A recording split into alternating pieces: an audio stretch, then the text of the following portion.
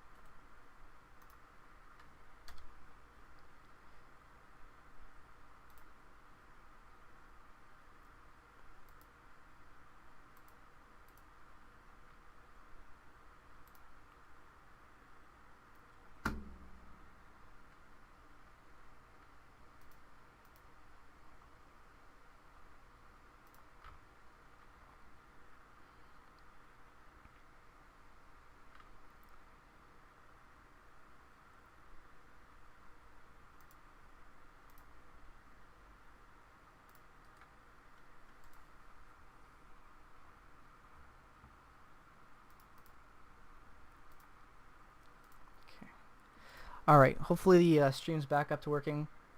Yeah, that was a great goal, Pumbaa. That was a great goal. Ehlers is coming in clutch. Well, everyone's saying that Ehlers was... God damn it. Power play goal from Elias Lindholm. No assist record so far yet on the power play. Damn, that is not what we want to be seeing. But again, that's what the Jets need to realize, is that if the Jets really want to have an opportunity to win this series, they've got to keep penalties down to a minimum. That's going to be a very, very important thing. Gustafsson right off the tip. Gustafsson off the tip to Lindholm. It's a beautiful goal. What else are you supposed to say there? But it's just, bad luck there. But welcome, Pumbaa. Welcome to the stream. Okay, I just got it. Damn, bad luck there. But that's okay. You know what? The Jets is going to have to focus their defense on what really matters. And that's going to be managing the power play and their penalties. That's the key thing that the Jets need to always worry about, is that whether or not they're going to have to deal with an offensive barrage with power plays that they give up. That's going to be an important thing for them to realize and hopefully be able to balance out sooner than later. It's going to be important.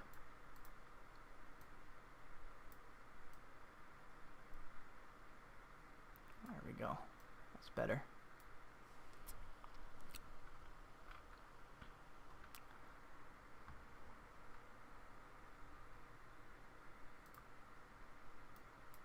Oh, shit. There we go. Alright, let's get this puck rolling again. Okay, good pressure right there by Lowry along the boards.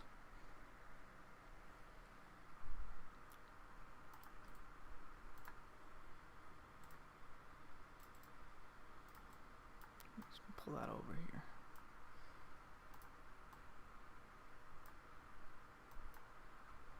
So how's everyone's days going so far? What are your thoughts on the series, Pumbaa? What do you think is going to be going on right now? What are your feelings on it? How do you feel? All that stuff.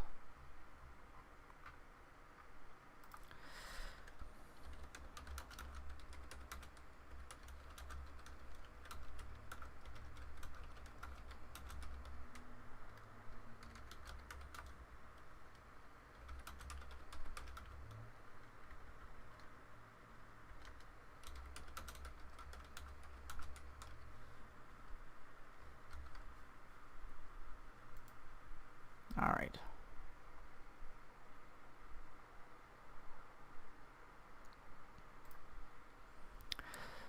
Alright, let's keep this going. Keep up the pressure. That's going to be important. The biggest thing that the Jets are going to have to worry about right now is pressure. This power play is huge. Okay, play it back to the point. Come on, Ehlers, walk that in. Just missed that tip there by Connor. That was deadly. That was a close opportunity. Another big missed opportunity there by Connor with a tip. And we get a line change. Out comes Wheeler, Kopp, Connor with Ehlers and Pionk on the power play. Alright, let's see what we can do with this.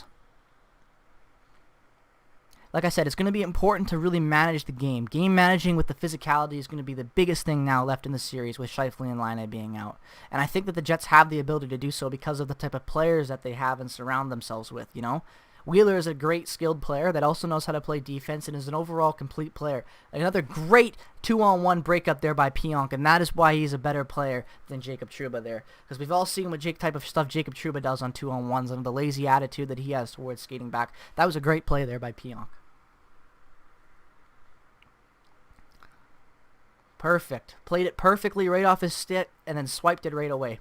A little risky there because obviously you had Lindholm. I believe that was Lindholm. Yeah, obviously you had Lindholm right there in the back door, but if he got, other than that, great play there by Pionk there. Okay, rolling with Roslovic, Lowry, Eakin, Perreault, and Morrissey now for the rest of this power play. Let's see what we can get done. I'm going to have to redo that face-off. This is an interesting power play unit for the Jets with Roslovic, Lowry, Eakin, Perreault, and Morrissey, you know. Perreault can handle the puck well. Eakin is a good guy, and so is Lowry to have in front of the net. And Roslovic can obviously shoot, and Morrissey can definitely handle the point well for himself. It's going to be interesting to see whether or not the Jets can strike again in this first period. It's going to be interesting. They need to keep the offense in high. The tempo of these games need to be high as well. High hitting, high physicality, and high offensive games is what the Jets need. And I know losing Line A is a big dip for that, but I think it's still going to be important.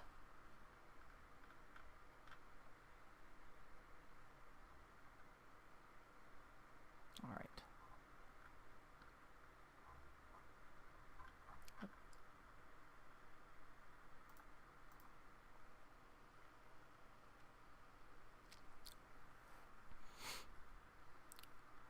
All right. Talbot touches it up behind the net. We're good to go from there.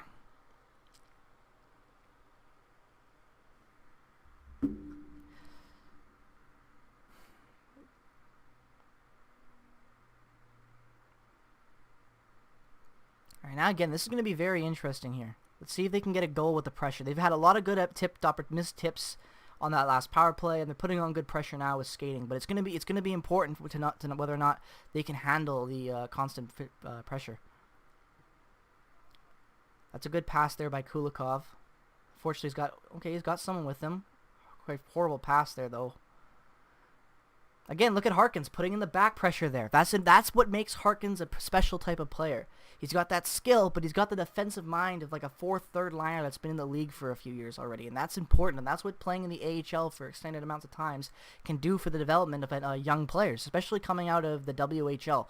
A lot of young talent comes out of the WHL that's raw, that needs time to develop, and the AHL is a perfect opportunity to really grow that talent before they get to the NHL. And that's why that's why I like the WHL for a lot of the guys that the Jets have taken out of there.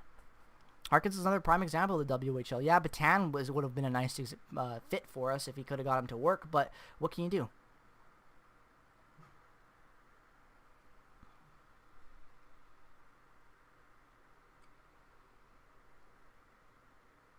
All right. Oh, keep making the new tabs by accident. Good play there. All right, let's try to get a goal or put some good pressure on these guys before the end of the first period. That's going to be important.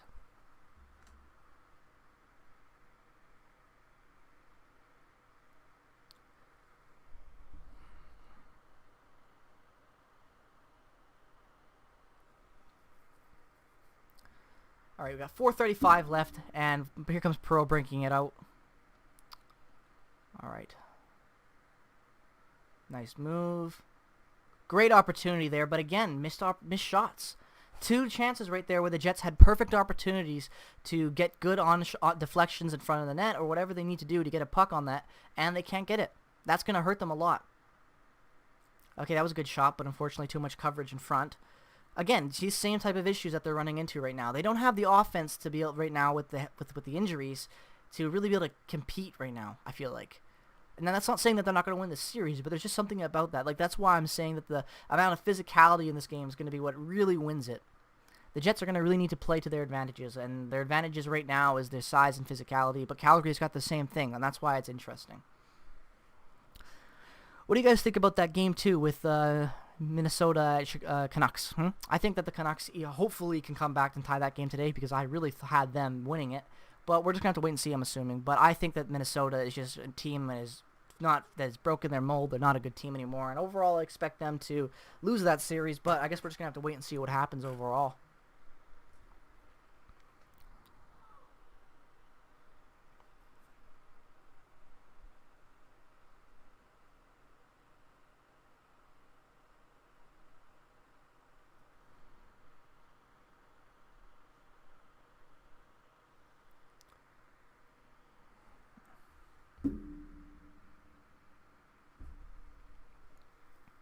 Good opportunity there.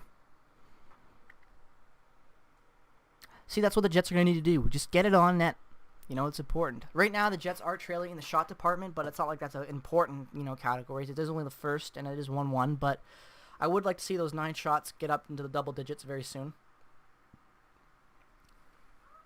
It's just, see, right there, that's the problem, is deflections and defense. But we're going to have to hope to God that we can manage their speed and come back with a good amount of physicality and play good, smart hockey. I feel like that's how having Harkins in the lineup right now is actually going to be huge for us this game. My last live stream that just crashed recently, I was just talking about it, but I was saying that I think that Harkins could be a real game changer for the Jets of this playoffs because of how he overall views the game and plays the game, Can you show the game, Dallo? I wish I could, but I can't. I do have it on, so I'm kind of like commentating it going along, but if I show the game, I'm going to get copyrighted strike and all that type of stuff, so this is the best that I can do right now. I think I can show like clips or stuff like that, like when they score. I can maybe go over the goals, but other than that, we're just gonna have to go over the play-by-play here and stuff like that on the game center. Unfortunately, I wish I could, but welcome to the stream, Dallo. So yeah, we're just gonna be going over it, talking. Where can you watch it? I can actually you can like stream it anywhere. I think it's on CBC right now if you're looking for cable. If you want to watch the game just like regardless, I can't really share the actually I can probably share the link. Actually no, I can't. But it's called Sports Surge. If there's a website, if you want to stream it, if you want to pay for it obviously, but there's other ways you can watch it. Sports Surge is a good website to watch sports on if you're into that. But yeah, overall, we're just gonna be going over it here, showing things that I can, talking about the plays when I see them unfold. Are you a Jets fan, Flames fan, fan of hockey? No problem.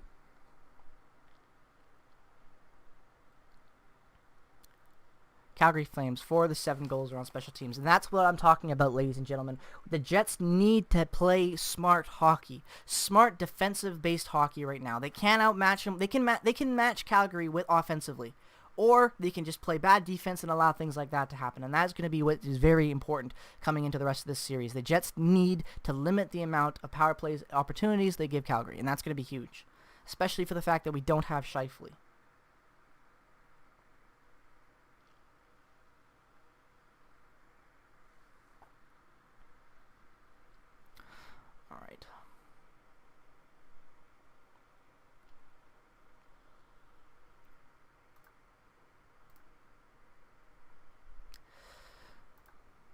Alright, well, it looks like Calgary's going to clear the zone there. We got 3 minutes left. I think we can definitely make a really good attempt to get a goal here, or at least push them or try to get a power play. Do something along the lines.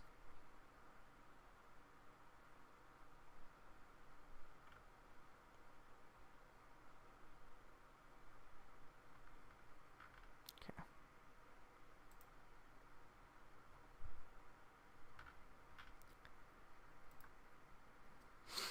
Alright. 2:47 left. Wheeler just corralled the puck. Breakout pass to Connor. Back to Morrissey, and here we go on the rush. This is where I'm talking about where we're going to need to get some offensive pressure right here. Last 2 minutes, 35 seconds. I really want to see the Jets really, really push it. Push the tempo, high physicality. Let's go get some goals. Let's go get some offensive opportunity. Calgary's going to be looking to do the same thing, so the Jets need to come back hard. And an offside call. That's a great momentum killer.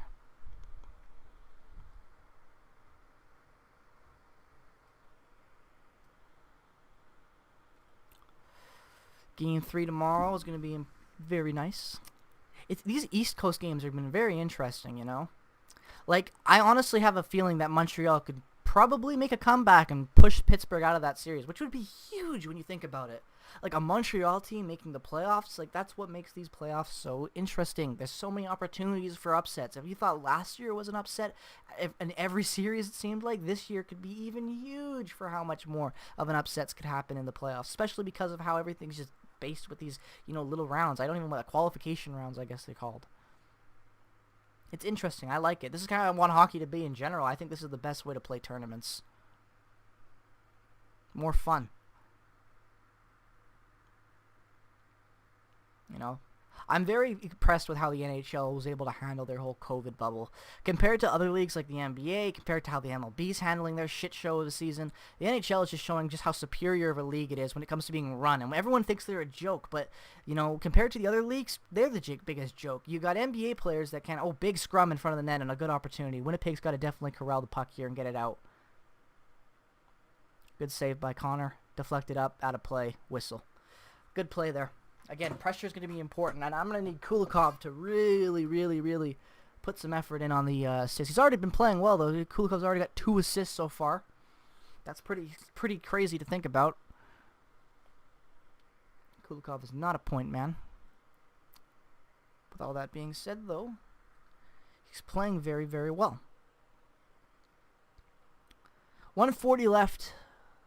See if we can get the puck out of our zone, push it maybe, get the tempo going a little bit.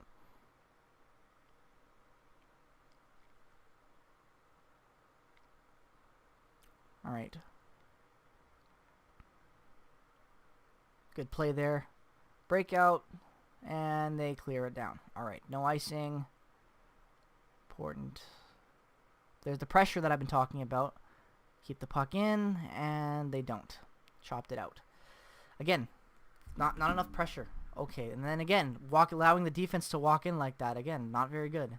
Taking penalties and a dumb opportunity. That could have been an easy penalty the Jets took in right there with pulling them down with an interference call.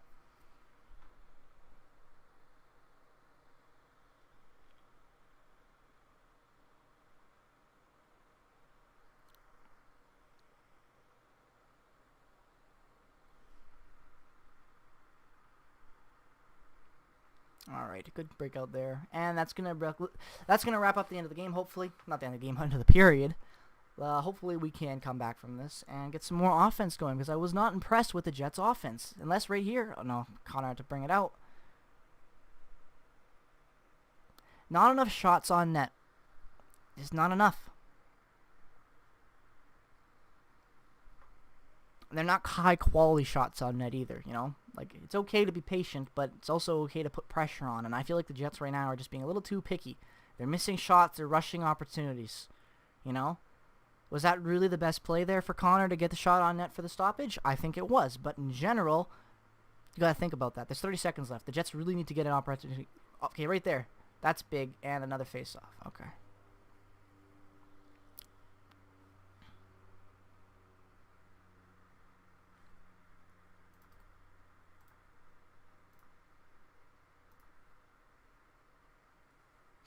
All right, let's get this.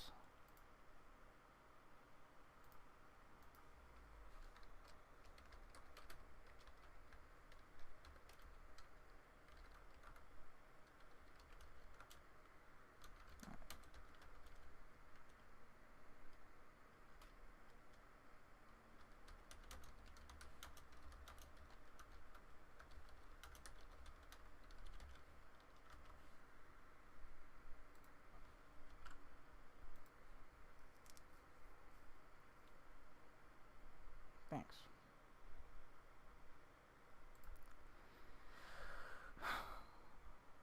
All right. Looks like it's going to be the end of the game, end of the period, whatever you want to call it. Overall, a little disappointed with the Jets' defensive play and their hockey sense, I guess I would say. Bad penalties, giving up too many opportunities, and that also just shows that a lot of Calgary's opportunities so far in this series have been on the power play. So Winnipeg needs to acknowledge that and limit those opportunities. That's a big thing, and that sounds simpler than it is, but it's going to be important for them to actually be able to manage that. I love the way the arena looks too. They did a really good job with the simple design of it. Like, I actually think it looks nice with like the bleachers all blacked out and everything like that. I think it looks nice. All right, stats after one period. We got 1 goal apiece. Flames with 17 shots. The Jets with 13.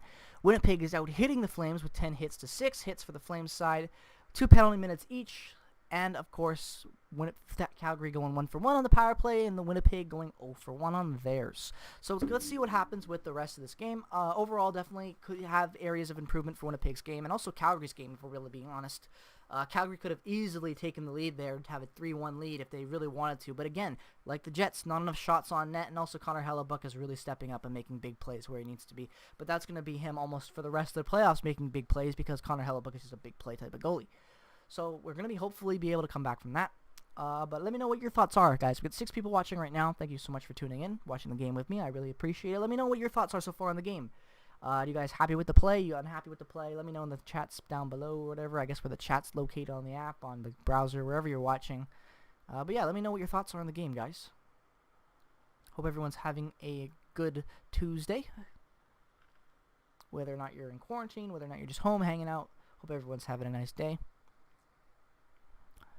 Alright, let's go check what other series are going on right now. Or what other series, I guess, are over. Alright, let's go to the NHL. Oh, whatever. I'll leave it like that.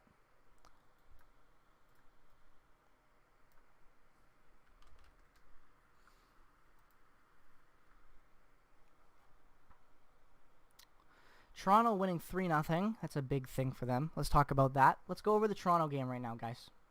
We'll go over the Toronto game, and we will go over the Nashville game.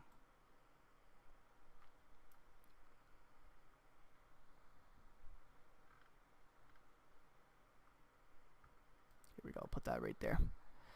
All right. Austin Matthews, John Tavares, Morgan Riley, Matthews with assist, Thermont Nylander, and Hyman.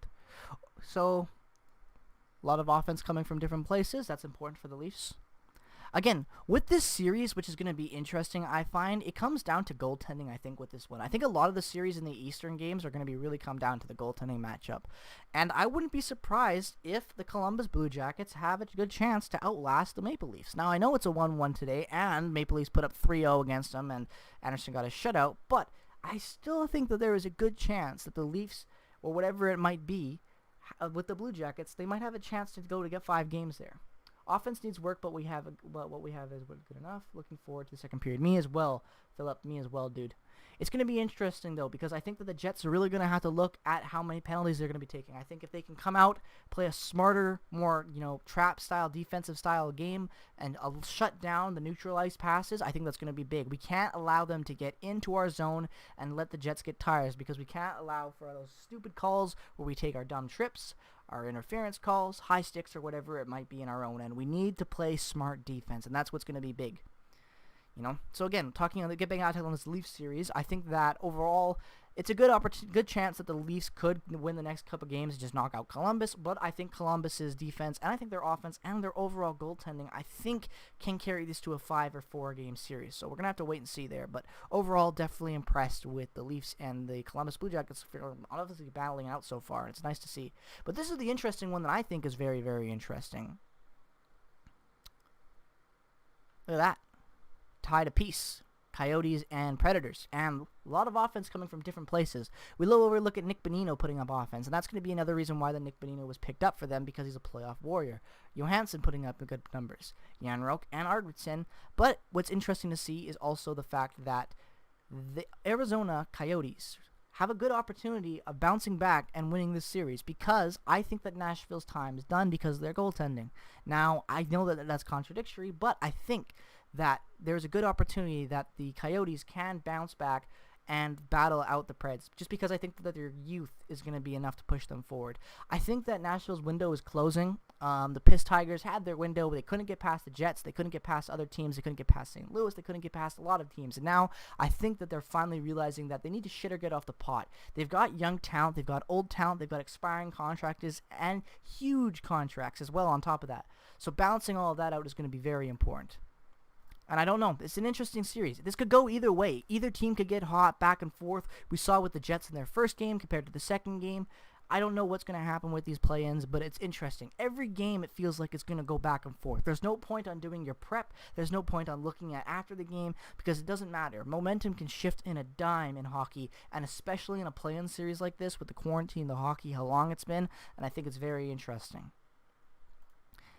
Getting back, though, to the Winnipeg Game Center, if I would just exit this, I think that the Jets, again, played well, like I was talking about, but overall, it's going to be important. Who got injured there? I didn't even see that. Go to the news, NHL news. It was Muzzin. I didn't even hear about this, ladies and gentlemen. That is going to change a lot between the next game if he plays or not. That could make or break the Leafs and their locker room. Whatever.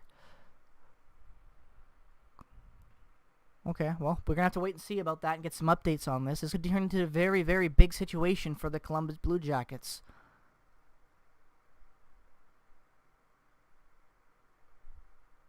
Yeah. Oliver Bjorkstrand right behind the Toronto goal. Not good. Dangerous plays.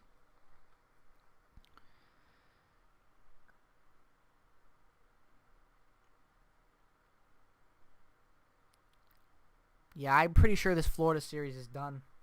I would not expect to see the Panthers getting back anytime soon.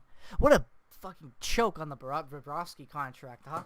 Who would have saw it coming though? Like I was expecting a lot of teams to go after Bobrovsky, and I knew he was going to Florida because I knew Florida really needed to invest in that goaltending push. But oof, that contract is looking worse and worse every game he plays. You know, and Lundqvist coming out and playing is what I really like to see because God bless Lundqvist. He's such a good freaking player, and he has been for years. And if there's a lot of players that deserve to win cups, and he's one of them, you know. And I'm always happy to see the Rangers do well, except with Trouba, but hoping that they can come back.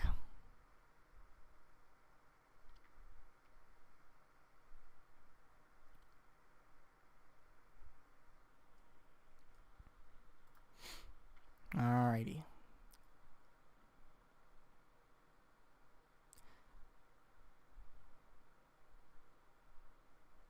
Big deflection goal there. See, having Ehlers now getting 2 goals in 2 games for the playoffs, to Jets fans I'm speaking to, we all know what this could mean. We know that there was a large majority of Winnipeg Jets fans who were very anti-Ehlers because of the fact that he wasn't a playoff producer.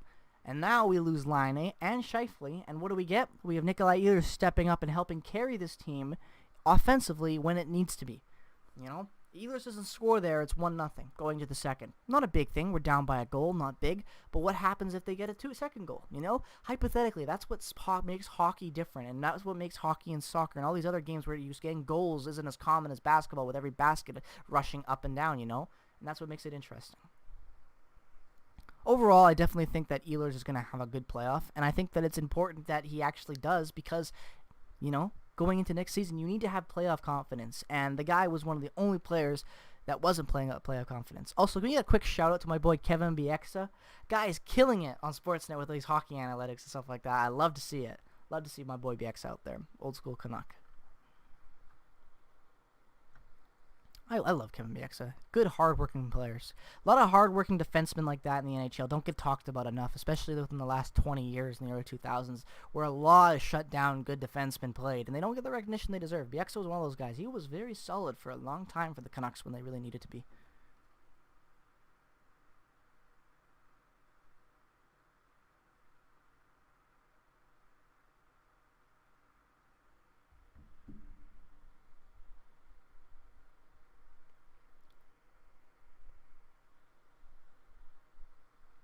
All right.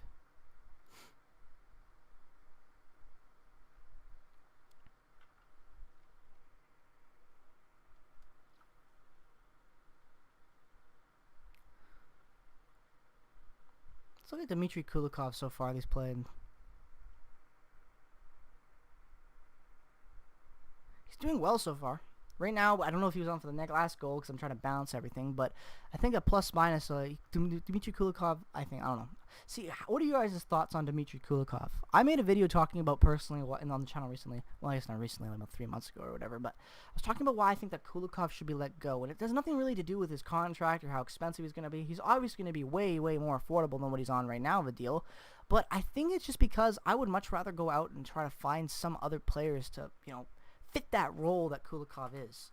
I like the Jets defense personally. I think that the Jets defense is one of the most underrated defense with how much potential it really does have. You know, yeah, we don't have the most flashiest names, but when you look at the type of production that we had from our defense, with the names that we had, with the inexperience that they had, I think that they played very, very well. Tucker Pullman had a fantastic season that not a lot of people gave him credit for. I can't remember his exact stats off the top of my head right now, so I'm going to look him up. But when we go over with Tucker Pullman, it's unbelievable. Let's pull up his stats. Right here. 57 games, he had 16 points. He was a -1, which isn't the best, but the Jets defense did lack in areas, so we do expect them not to have the best. But also, let's realize that plus-minus is a kind of a, doesn't really matter stat. But in my opinion, 16 points for a two-way defensive guy who barely played last year at all, actually, who hasn't played last year, who hasn't played since 2017, and then he only played 24 games. I think that overall, Tucker Pullman's development and how well he played defensively and offensively contributing is going to be very, very important for the Jets next season, because I think that Tucker Pullman, against a lot of other people, I think he makes the lineup next year. I think that Ville Heinola does not make the lineup next year. I think he might play a little bit, but I overall expect him to spend more time with the Moose, and that's an okay thing. We're just going to have to wait and see with that. We've got guys like Dylan Sandberg, more young prospects coming up with a lot of potential, and that's what makes the Jets' defense so interesting, where a lot of people don't really talk about them because, it's, they're hypothetically they're going to be good. But I actually think that they're a lot more than hypothetically. I think that the stats prove now how much potential they could take within a jump of next year, and especially if they bring in more defensive talent because of how much cap space that we have. Now, a lot of people think that we're going to go out there and sign TJ Brody. Let me be real, we're not. We have way too many expiring contracts coming up within the next 2 years that are going to be mandatory must-pays because they're huge for the team's room and for the chemistry and overall winning that we have. And because of that, I would expect them to go after more of a guy like Travis Hamonic. And I think Travis Hamonic being brought in to stabilize the blue line with what we have and with the potential of youth and influx that can come into the lineup next year, I think that that's going to be what the Jets do. And I think that's the smart thing. I think that the Jets invest a little bit of the money within good players, not elite players, but good players to surround and then influence more young talent throughout the lineup. That is what's really going to make a change for the Jets moving forward within the next few seasons. Think about that. Think about a defense where we have Josh Morrissey, Neil Pionk. We bring in a guy like, oh my God, I lost my train of talk. But we have Tucker Pullman still. We bring in Travis Hamonic. Right there, that's a very solid top four that plays good defense. And that's the thing. The Jets' defense doesn't need to be flashy because overall, let's be real, the Jets' best option is offense. If the Jets push their offense, that is where they will try to succeed. And having a defense that can keep pucks out of the back of your net is all that really matters. They don't need to be flashy. They don't need to be big names. But good, solid, working defenseman is what the Jets needs. What's up, Troy? How you doing, dude? Poppy or Poopy? Oof. What, do you think that's what the Jets are doing so far? I think that they've been playing decent, but we're going to just have to wait and see what happens. Welcome to the stream, dude. Hope you're having a good day. We're just talking about how the Jets' defense can improve onto next season and how already they're pretty underrated when you look at their defense.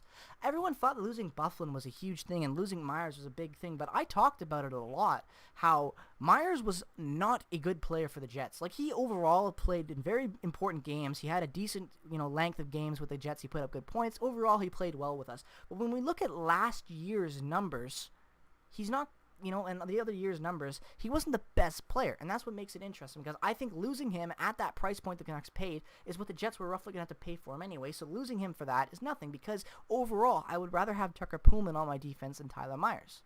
That's just my personal opinion, but that's just because I think that Tyler Myers is an overpayment and he's analytically not inclined enough to play on a defense that is strictly meant to just play defense, and that's where the Jets really need to succeed, and people need to realize that. Paul Maurice's defense isn't about being flashy and getting a lot of pucks on net. It's about playing good defense and shutting down opportunities when they break into break into your zone. And that's what the Jets have focused so well on. That's when a lot of the guys in the Winnipeg Jets defensive system over the years have been that type of defenseman. And a lot of people think, it's because the Jets, don't have the ability to bring in flashy defensemen, so they have to have a hard-working back end. That's true to an extent, but also when you think about it, isn't hockey all about having a strong back end? A good defense wins you championships. I don't care what anybody says. There's a reason why the Leafs haven't been able to get out of the first round for the last few years, and it wasn't because of coaching. It was defense.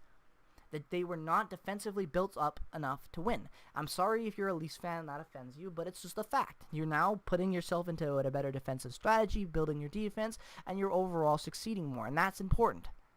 I've never seen this commercial with Steve Dangle for Canadian Tire. A little off topic, but it's weird seeing a man I've watched on YouTube for like 8 years now being on my television with another man I've watched for years, my whole childhood, in Canadian Tire commercials. I don't know his name, but it's the Canadian Tire guy. If you're Canadian, you know what's up. But anyways. Who do you guys think that wins that Game 3 tonight? between the Rangers and the Hurricanes. I think the Hurricanes are going to sweep the Rangers because fuck the Rangers. I love them, but at the same time, they are way too overhyped. They're in a rebuilding year, and yes, they brought in Panarin, yes, they brought in Trouba, yes, they have Sherstiskin, but not enough talent and not enough experience to win now, and that's the big thing. Oof, Henrik Lundqvist comes in here. I was just saying how much I love Lundqvist, but don't worry about it. I just don't think you guys are going to win the game today, but that's okay because you're still going to be very good in the future. But welcome to the stream, Henrik. The king himself is here. That's crazy.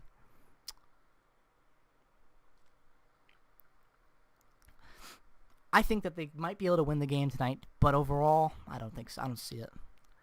I think that the Hurricanes are just, they jumped on them, and I don't know. There's just something about it. But I want this stupid Jets game to come back because I want to see some of my boys win. I need them to win this game.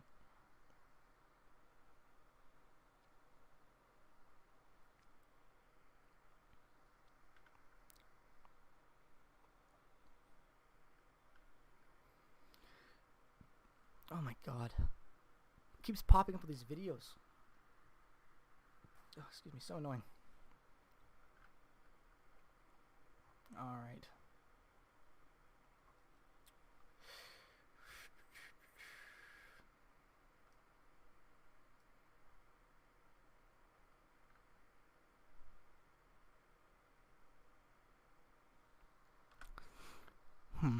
If you guys like hockey content and all that stuff, I guess you could consider subscribing. I don't really want to plug the channel though, because subscribe if you want. You know, you're all grown people. If you like hockey content, you like the content, you'll subscribe.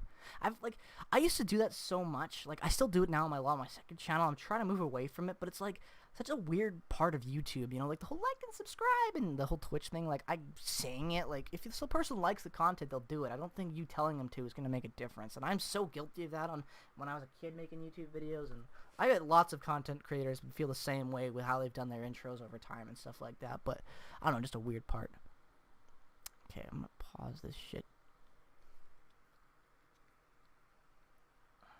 Alright. There we go. Game's coming back. Boys are on the bench.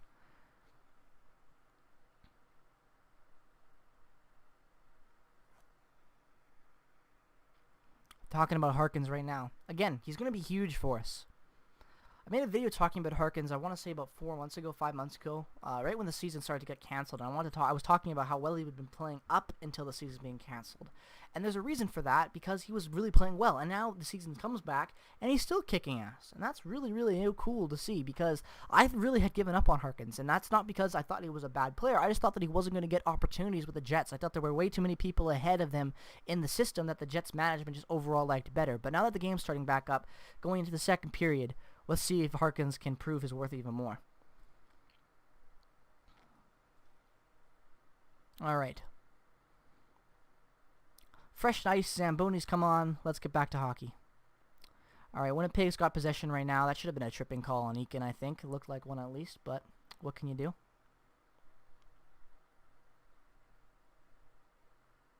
Alright, here comes Winnipeg right now. Ehlers got the puck. Fake shot, kept possession. Waits for the reinforcements. Takes a shot. Another missed deflection. Another big missed deflection. The Jets cannot pass up opportunities like that. That was an awesome, awesome chance for the tip and a goal right there. But they missed it. Alright, on the ice for the Jets right now, Connor, Kopp, Wheeler, Dubé, Bennett, and Lucic for the Flames. See if we can get something done. Kulikov, Pionk as the defensive pairing out there right now. And then Pionk plays it down. Looks like they're going to be looking for a change. No change. Breakout pass to Wheeler. Now back to Kopp. See, I don't like having Kopp on that line, and it's not because I don't like Kopp as a player. I don't think that Kopp can handle the type of offense that that Ehlers and Wheeler can, Connor and Wheeler, I should say, can even bring. I think Kopp is a better fit with guys that are more of his play style, or maybe a little bit like below him, and then he shines. That's why Kopp is a really good fourth liner, third liner, even like a second line guy at in some games, because he matches up well against players. But having him on the first line as your matchup with Monahan, I don't like that. Or even Dubé, I don't like that. Or even against Bennett, I don't really like that. Don't like him at the center core. right there. But what else are you going to do? That's weird. Connor Rosovic, Lowry play with Morrissey DeMello on the back end. Monahan, Lindholm, Gaudreau. Yeah. I like that line right there. Lowry, Rosovic with Connor. I like that.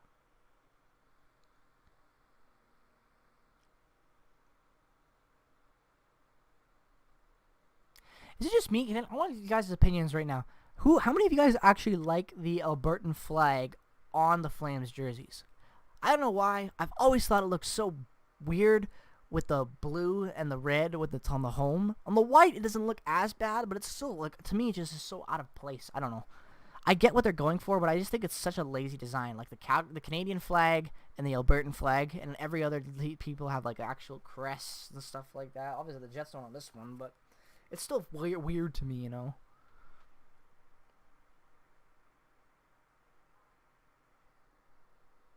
What's this? Morrissey. Is he in the power play? Yep. Fuck. Power play. Alright. Let's kill this Winnipeg. What did he go for?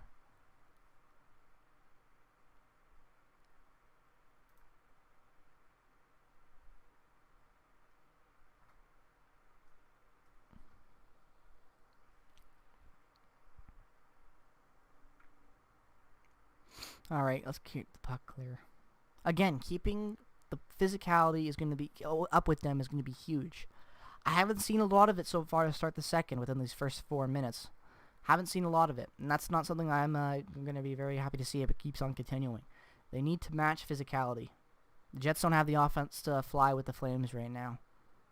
You know, they might, but I think that overall what the Jets shine on is a healthy offense, and right like that, no goal. Holy shit, Hellebuck just robbed Gaudreau. Holy shit. He had his hands in the air, boys. He thought he had him there. See what the Hellebuck coming up big. That was a huge save. I need to see this again. Look at that. Fakes it in, brings it in. That forehand, backhand. Puck flies up right into the chest piece. Behind the leg. Oh my god, it's just sitting there. And then look at that. Tucker Pullman coming in to make a big defensive play and push that puck back to Connor Hellebuck. Look at that. Right there. He trapped it perfectly. And then right there, he pushes it right into his glove. Good play. Wow.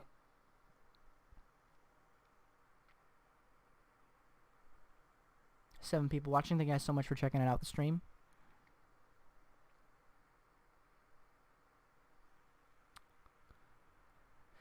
They come in with a new lineup. Power play up Dubé, Backlund, Mangiapane, Lucic, Giordano. Okay, that's a good unit. That was dangerous, though. They can't allow Gaudreau to get opportunities like that. Just way too many opportunities.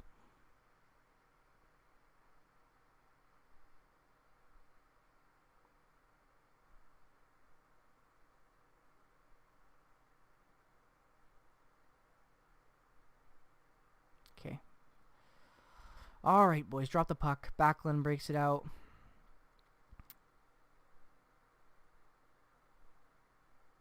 Okay. Good puck movement by Calgary. Winnipeg's managing well, but at the same time, they're not. Like, it's weird. They're playing hockey. They're playing what I call, like, nervous hockey. You know? Like, it seems like they're playing with, like, always checking over their shoulder right now. They got no, flow. I don't like that. Their defense seems stale. They're not being physical. They're not on their checks. I don't like it. I don't like it for the Jets right now. They got to clear up their play. Cool their heads. There we go. That's a good... There we go. There we go. Come on, Eakin. Just walk that in. Take it... Or you can shoot wide. And that's the type of stuff that the Jets need to do better on. Keep that in and shoot it. There you go. Puck possession. And Eakin throws it right up the middle. Oh.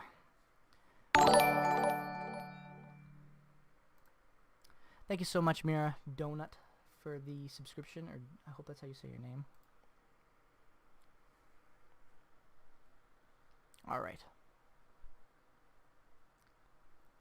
Oh my god, Tucker Pullman just took a shot in the face.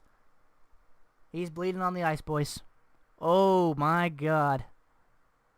That's a lot of blood. Oh my god, it's just following him, a trail. Oh my goodness. That is... Oh. Thank God it was just a... I think it was a shot to the jaw. I think he broke his teeth. I want to see this again. Here, right here. Hellebuck is behind his net. He plays it back. Oh, he plays it forward. Bounces off of Dubé. Yep. No, Mangiapane. Bounces off Mangiapane. Comes up to Backlund. Oh, God. Everyone hit his ear. Oh, no. That looked like it was right all up in here.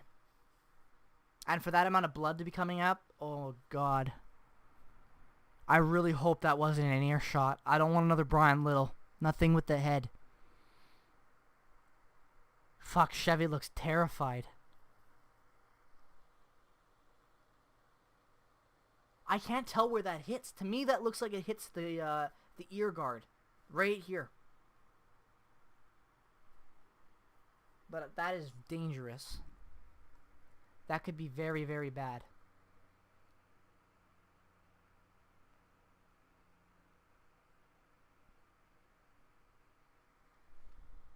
That could be very bad.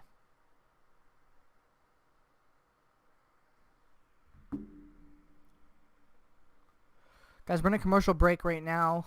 Breaking news is Tucker Poolman just went down after taking a shot to the head, in the side of his head, within this region. That's where it looks like. To me, it looks like it hit right here.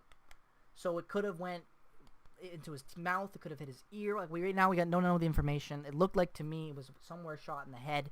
Rushed right off. Mounds of blood pouring out. Not a good sign for the Jets defense right now. Not a good sign at all. That leaves the defense even more shorthand with less experienced guys. I don't like this for the Jets right now. That could be a big, big momentum killer.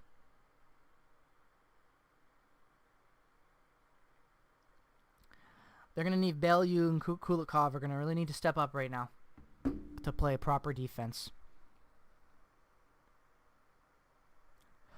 Dangerous play there, boys. What are you guys' thoughts so far on that hit? You're watching along with us? Everyone in the comment section.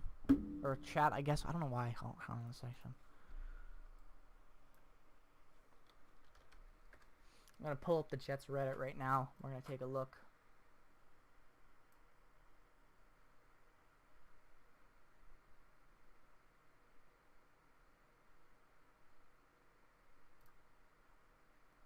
What's everyone saying?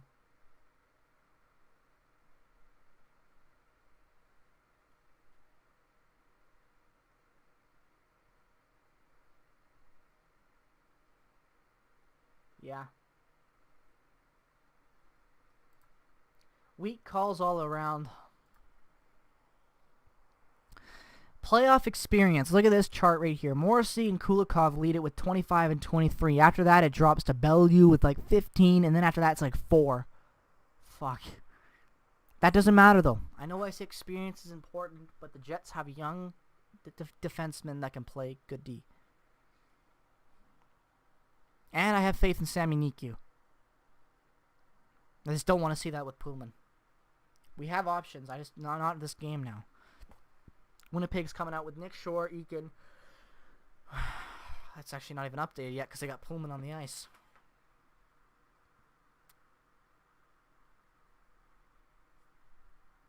Damn. Not good.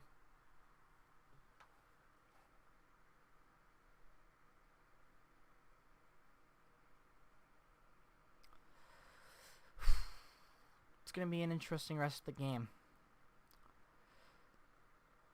I wouldn't be surprised to see a lot more of Lowry, Kopp, and Harkins now. I think that could be a very, very big line that Maurice has to play for defensive purposes. Right now it's tied 1-1. We're not losing anything, and that is important to know. Our defense may be lacking now, but we're not losing. It's a 0-0 game. Any one thing can happen. You know, and I said that right after a really good opportunity in front by the Flames. The Jets cleared out, though, and that's all that matters. And now, looks like we got Harkins chasing it down. Nick Shore and Gabriel Bork, my mistake. And now we got a breakout play. 3-on-3. trying to skip around Morris. He takes it behind the net. All right, well, not what we like to see.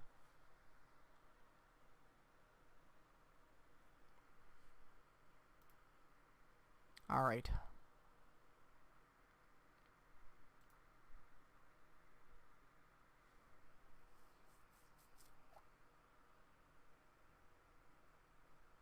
Monahan breaks it down, and Hellebuyck deflects it out of play. Okay, good play, good job. This is big now. This is huge to have to deal with.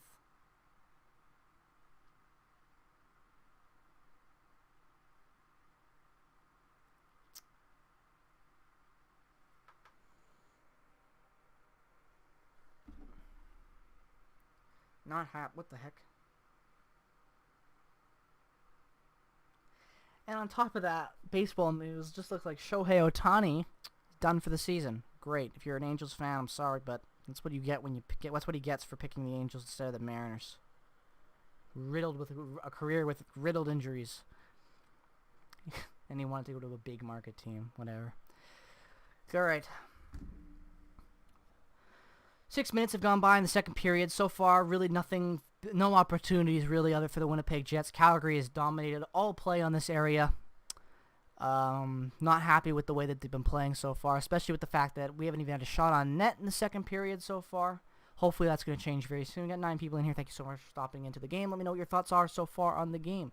If you're watching it or you're listening to me, whatever you're watching it. And dumb fucking defensive play by the Winnipeg Jets behind their net, giving it up for a 2-1 lead, and I don't even know who scored that. Michael Backlund. Beautiful. Oh my god, it wasn't even... Ugh. Embarrassing.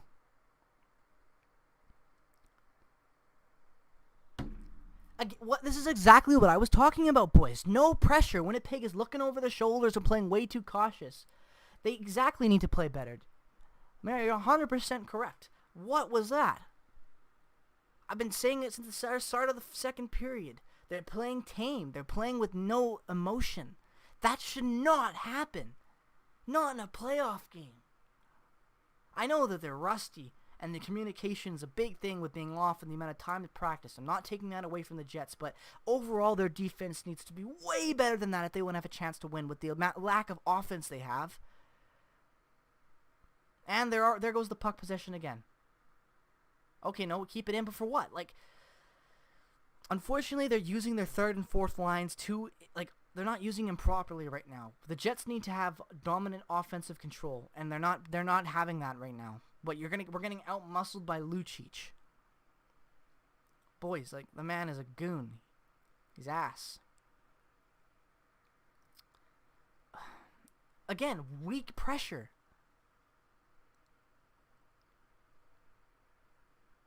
So, Michael Backlund from Mangiapane. That's great. All right, let's get this play. Okay, are you not... Oh my fucking god, are you absolutely killing me? Milan Lucic scoring. Oh my god. And there goes the game. What a joke. They play a solid first period with mistakes, and they come out for a second period, and they just got completely deflated. Tucker Pullman getting hit just deflated the Winnipeg Jets, ladies and gentlemen. That injury just cost the Winnipeg Jets this game.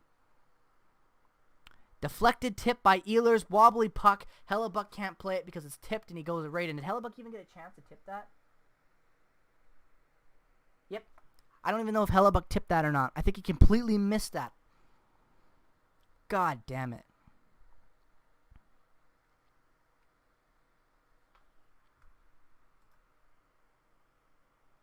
What a disgrace.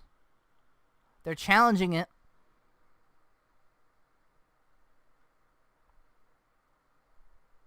See, I don't know if that's enough evidence to call it back. I don't think that's enough evidence. Look at Eakin has him positioned. And that's Eakin's holding his own man there, blocking it. And to mention, he didn't tip it. Whoever that was in front.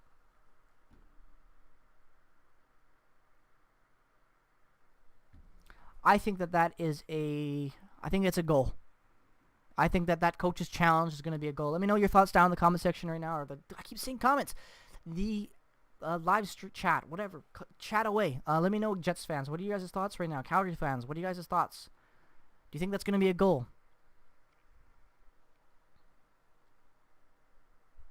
I think that is a goal that stands, only because Cody Eakin kind of fucked Hellebuck there. He pinned his own guy. He pinned the Calgary player in the crease. Who is that right there? 28? I can't even see his name. It might be Doobie. I can't even tell. Here we go. We might be able to see his name tag now. It is Doobie. Yeah, that's a goal. That's a clean goal. He had nothing. No blocking. Eakin did everything himself there. Look at that. Right there. Eakin's like, what? Look, Eakin put him. He got completely out-muscled. That's a complete goal. Hellebuck knew it, too. Look at that face he gave Eakin. He knew it. That's a goal. It's 3-0. I mean, 3-1. That is a clean goal. 100%. No goal? What? Wait, what? The Jets, ladies and gentlemen, the Winnipeg Jets have just been saved by horrible, horrible officiating on the NHL's part. That is a goal. I don't know. I don't care what anybody says, because it's coming from a Jets fan, lifelong Jets fan. That's a goal. That was not goalie interference. Eakin did everything to make that goal preventable. The Jets are insanely lucky right now. They need to score right now. 13 minutes left on the clock. I'm expecting a goal within the next 3 minutes or less. Winnipeg needs to capitalize. They've got momentum. Here we go. That is a big, big, big call for the Jets. That should have been... Oof.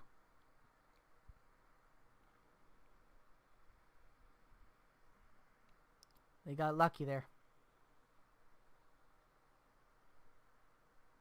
Oh my goodness. Oh, that looked vicious.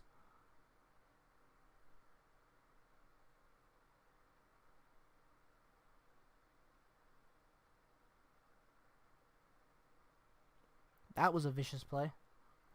I couldn't tell if it was an accident, but it looked weird, crazy weird. Whoa.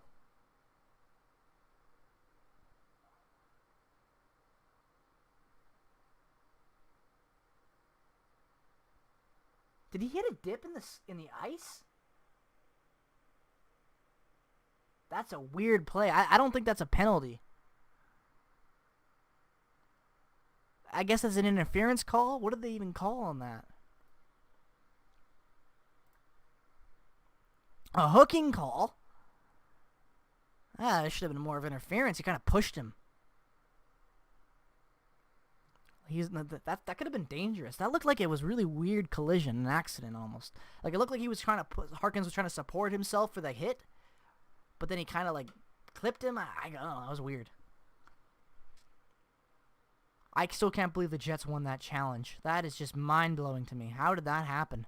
Guys, we're at 5 likes right now. If we could get to 10 likes on the stream, that'd be amazing. If that could happen right now, that'd be crazy. If you haven't already liked the stream, maybe go down and like it. I'd really appreciate that.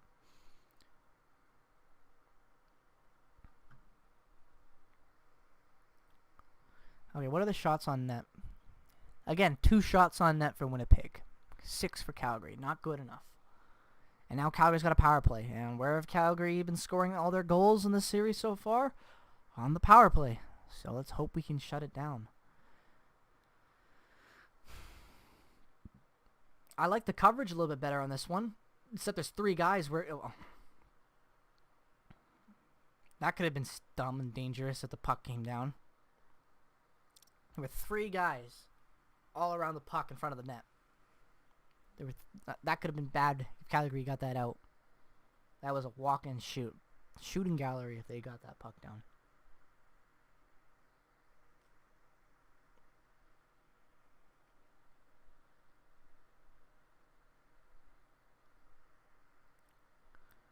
And they scored.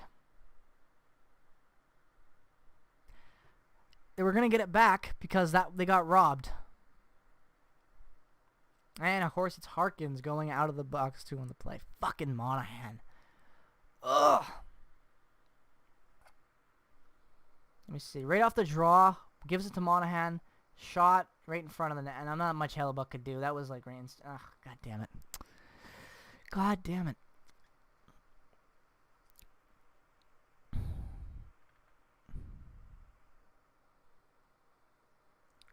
This is the problem.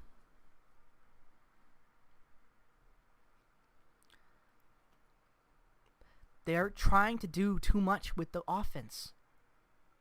It's like I don't know what they're doing. I really don't. I don't see any offensive pressure from the Winnipeg Jets right now. None. It's all weak chip and dump plays with like the fourth line and an icing or penalty or something, whatever that was. Interference?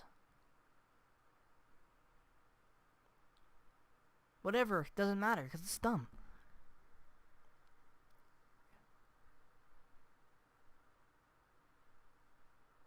We do get a power play.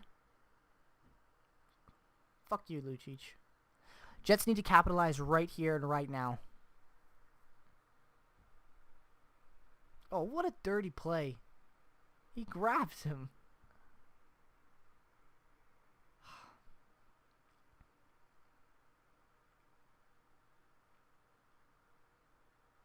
All right. Now we're going to get this goal.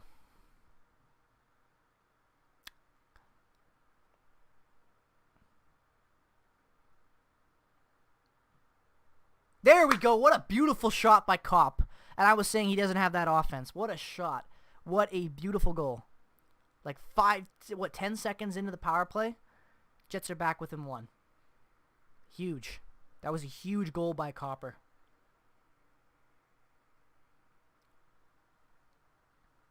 Let me see this. So what? Poink brings it in, feeds it to Wheeler. Wheeler down to Kopp. Beautiful. That was beautiful. That's a good old school hockey goal.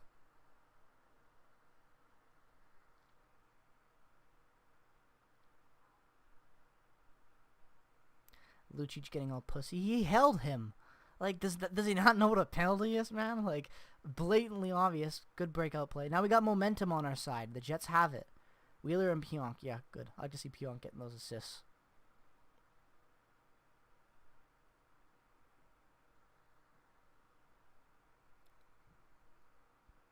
If you guys like, if you guys are enjoying the stream so far and the commentary, really appreciate it if you considered subscribing. I haven't really been making content on this channel, waiting for the drought for the hockey kind of start back up and for games to start up again. So yeah, if you're into that type of stuff, you're a Jets fan, you like a hockey fan, whatever, just consider subscribing. All right. Winnipeg's getting the pressure back on Will. How many shots do they have this opportunity?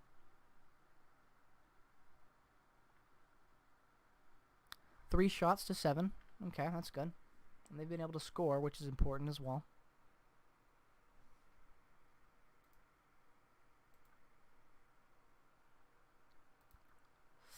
All right. This is what I mean. That goal right there was redemption for that off-call goal. But look at this. Kopp right here in front. Right after I said how I don't think Kopp has the offensive ability to keep up with the first line. Look at him on the power play. Beauty goal. Couldn't like Scheifele couldn't have done any better on that play. No way.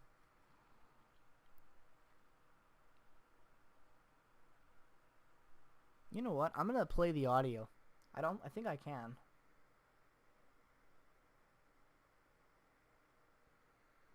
Actually, I don't even know if I can. I'll play it anyway. Alley-oop pass it set. I don't think I can. I don't know the rules for stream. I'm assuming you can't play it with sound. You know what? I don't know though. Good shot. Dude, there. Oh, that was close, boys. That was close.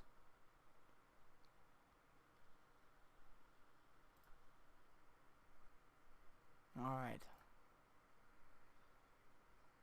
Let's get this comeback going, boys. Like I said, the Winnipeg really wants an opportunity to be successful in the playoffs with injuries. They're going to need to play physical hockey. And that type of goal they did with Kopp there, that was a good brand of power play with what they need to do. Not too flashy, not about getting shots on, about all these big point shots and in slot shots. Right there in the behind the net. Good opportunity, good goal by Kopp. Now let's go get another one. Got almost deflected right there.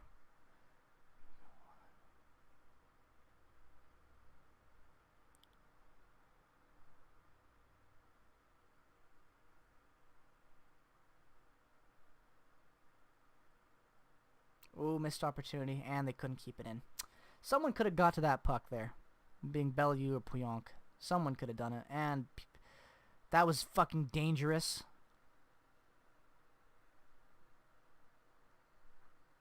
Harkins breaking in.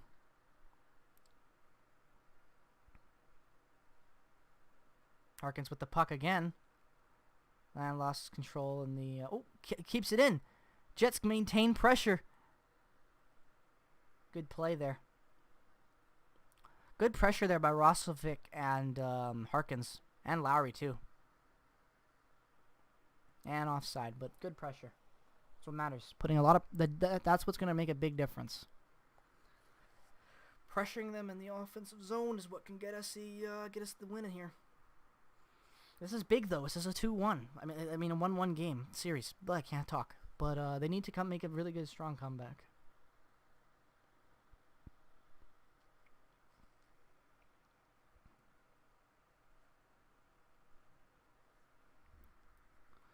Okay.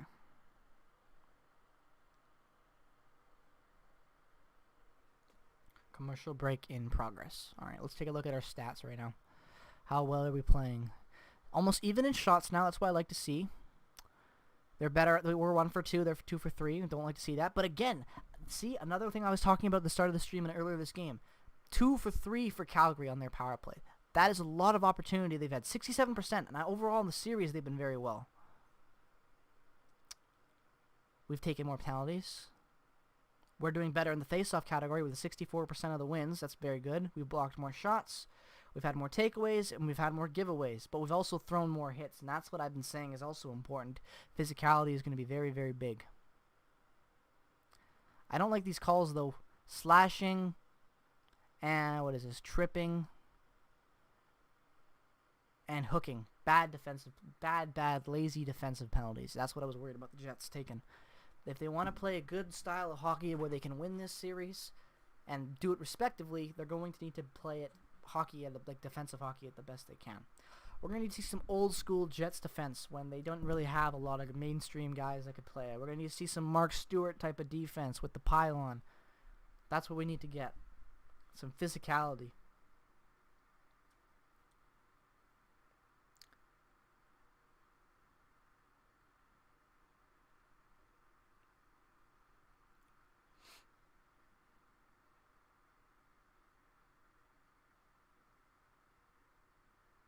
Lucic was so pissed about that turned over goal. I would be too, but I guess at some point it's like that was a bad. It was a goal. What are you guys' thoughts are? Let me know. Let me know, guys. Let me know in chat. What are your guys' thoughts on that goal? Should it have been a called goal, or did the officials get it right? I think it's a goal. I think the Jets right now should be losing 4-2. I think the Jets are insanely lucky, and if they win this game, they owe the NHL and Gary Bettman, their souls, because that was a goal in my opinion. Everything that had to do with interference was caused by by Cody Eakin, and I think that's just ridiculous.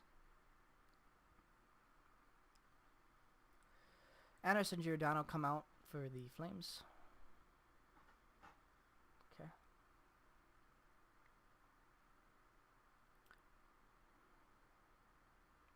What are you guys' thoughts on Dylan DeMello? Do you want to keep him, or would you rather go out and sign somebody else? Because I think going after DeMello and going after Travis Hamonic could be very, very big for our defense.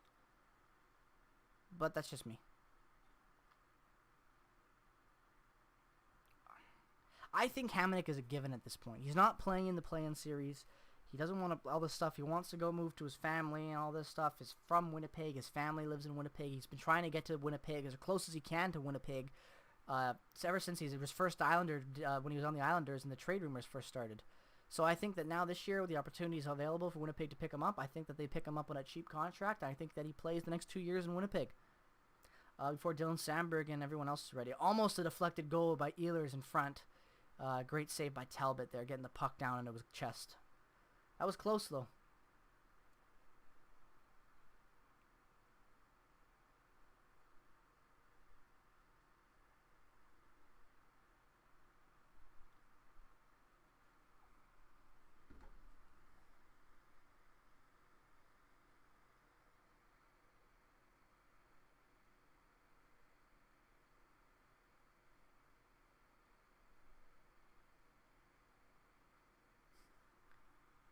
All right.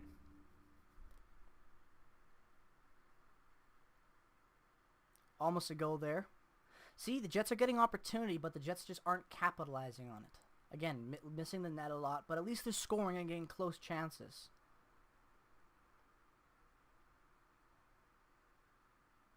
And Calgary scores on a beautiful goal by Matthew Tkachuk. Damn it. Fuck. 4-2 with 12 minutes and 48 seconds left. Oh, got through the play, my man. No defense.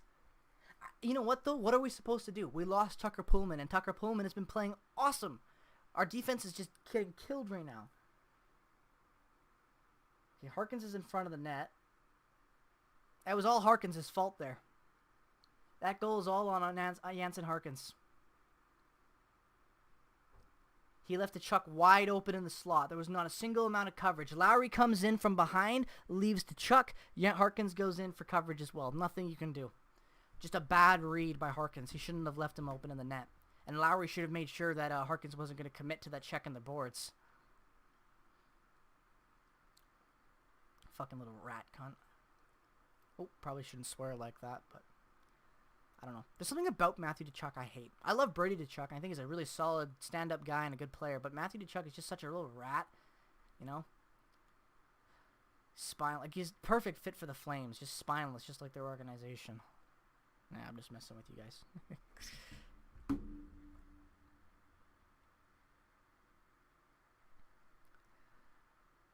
This is the problem, though, that the Jets have been facing all game long. Is that there's been no defensive play. Wow. And there goes Matthew Perreault.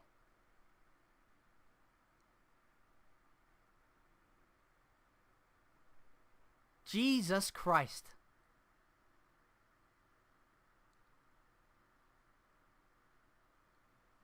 What's the point? What's the point? Laine, Scheifele, Pullman, Perreault. How many more?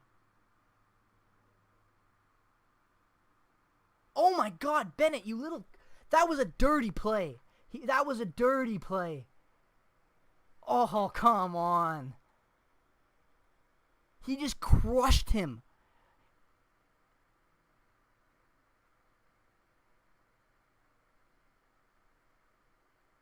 Good goal by the Chuck there. Bad read by the Jets. But that was a dirty play. That hit on fucking Perreault just crunched him. He misplayed the puck. Was standing there, not even with the puck. Bam! Right in the back. Oh, come on. No one's there. Oh. This is frustrating to watch. What are they supposed to do, though?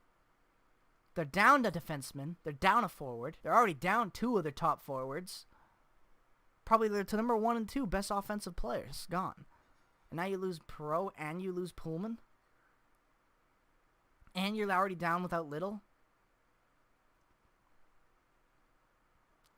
I swear to God, if we lose Morrissey or Pionk or anyone like that, knock on wood. But God damn it.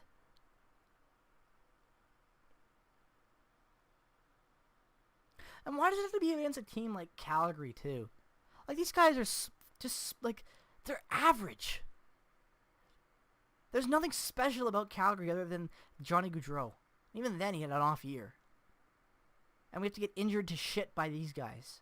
I would rather lose to Edmonton and McDavid, because at least then we could lose to McDavid. God damn it. Hell, I'd rather lose to Minnesota.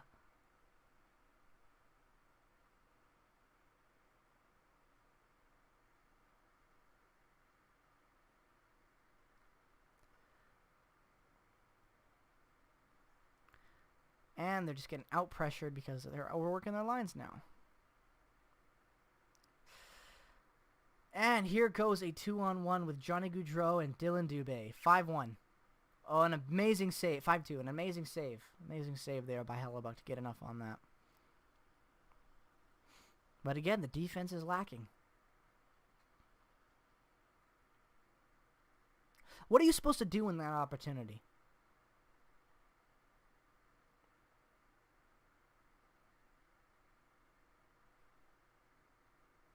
Okay. Nice. There's 4 minutes left in the period. I think that the Jets need to get a goal right now and keep up a good momentum lead going into the second. Unless that... Again, that was the second 2-on-1 in 2 minutes.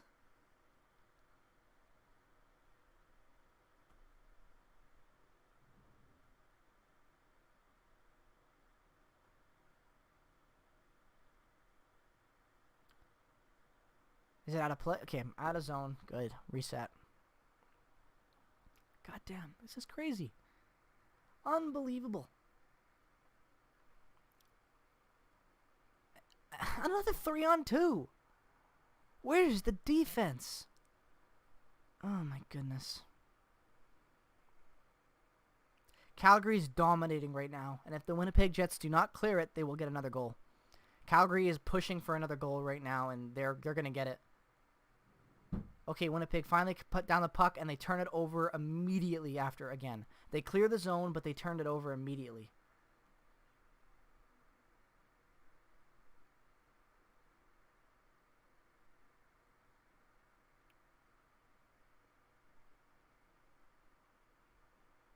All right, big hit there. Again, full control by Calgary already after the clear.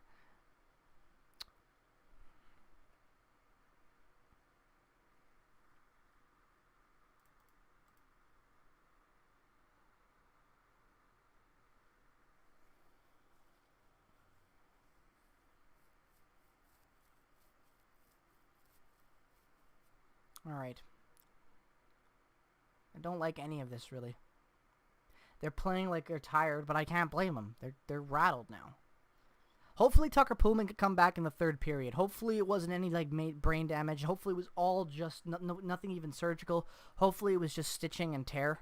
That would be our best bet right now, and also his bet. But overall, I don't know if that's going to be happening. And we have no information regarding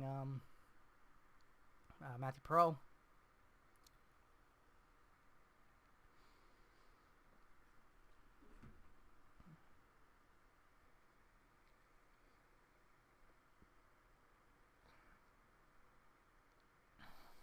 Ridiculous. All right, what are you guys' thoughts so far in the game? What are your thoughts since... Come on, let me know.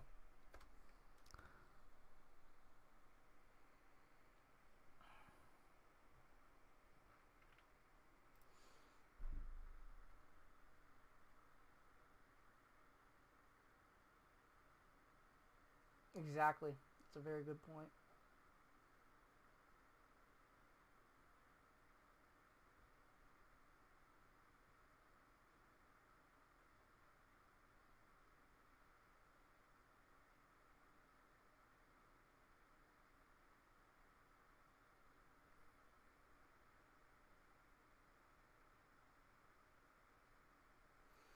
That's very true.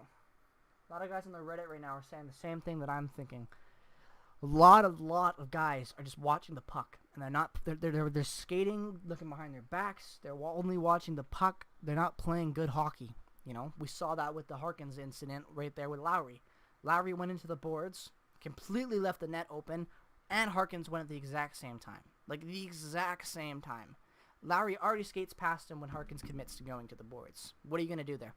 You're going to turn on a dime, stop, and go, and then get back to the chuck, dive, throw your stick, block the shot, whatever you can. You don't know what's coming. It came from that corner. They he had the opportunity to make the pass. Big hit there. I want to listen to this. The latest Winnipeg Jet to be injured in the series. Yeah, you know what? They've really suffered some injuries throughout this series, throughout the 3 games. Listen, look at this list. Mason Appleton, Patrick Laine, Matthew Perreault, Tucker Pullman, Mark Scheifele. All gone. All gone. Within 3 games. What are you supposed to do in that opportunity? Like, be real.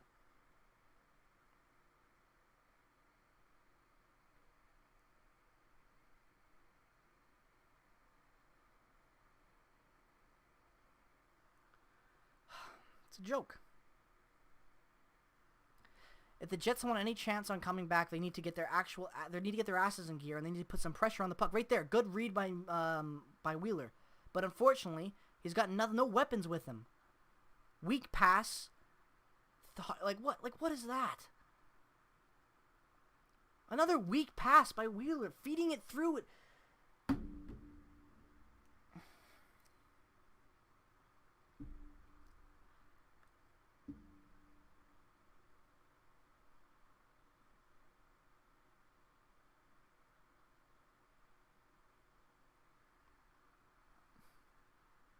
123, we finally have pressure. Are we going to get any opportunity?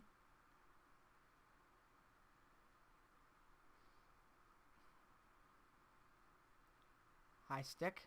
What was that played with?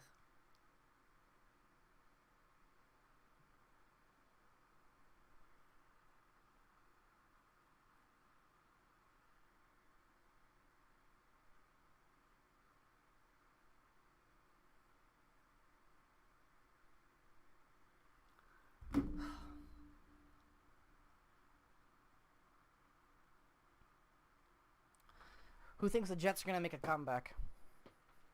Anyone? I think that there's a very good chance they make a comeback.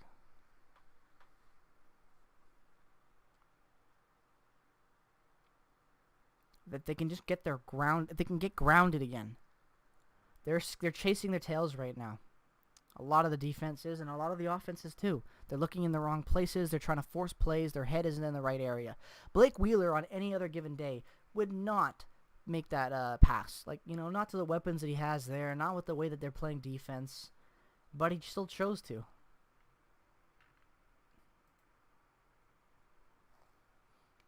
It's a bum. 37 seconds left. That's going to be the end of the second period. Winnipeg applying pressure, not like it's going to make a difference. Roslovic steals the puck, no one to give it to, Reese to cycle back. And they turn it over again. Ehlers makes it in, no weapons, everyone's on a change. Like, this is the same thing. They're horrible pass to no one, trying to force a play in an area where there doesn't need to be a forced play. Overcommitment has been the biggest issue this game for the Winnipeg Jets by far.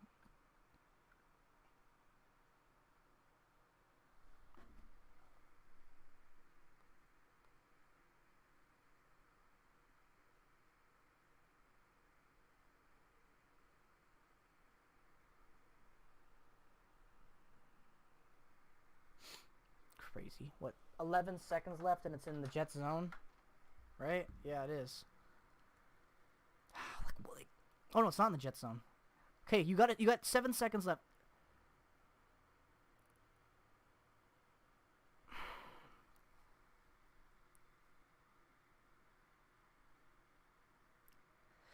I could go on. I could go off right now. I could go off on that stupidity of that play right there at the end. Why the fuck do you pass it? Just shoot.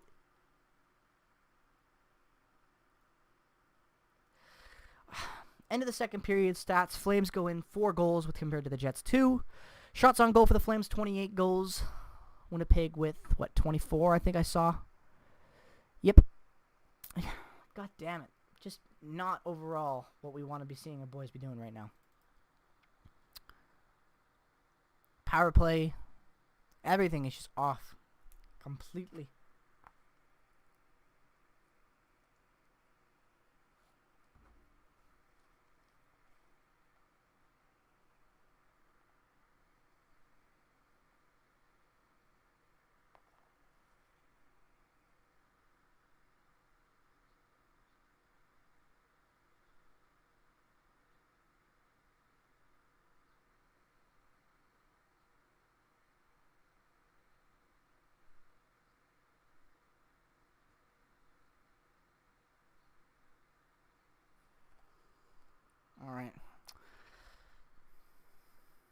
Overall, if I had to really go over that game, guys, I think that the Winnipeg Jets completely collapsed because they were flustered with injuries and overall the type of talent they have on the ice. We are really playing a an NHL roster at this point. And a lot of the guys we have are playing well, but at the same time, the inexperience is really taking a toll with the team. Jansen Harkins doesn't make... an experienced player doesn't make that play that Harkins did and leave Chuck completely uncovered in the front of the net in the slot. No one does that. Cody Eakin got lucky there, but does not box in that guy of an experienced defender. Tucker Poolman has to lay down and block a shot and take it to the face, and what do we get? Nothing but him spewing blood in every angle. And, yeah, just a collapse.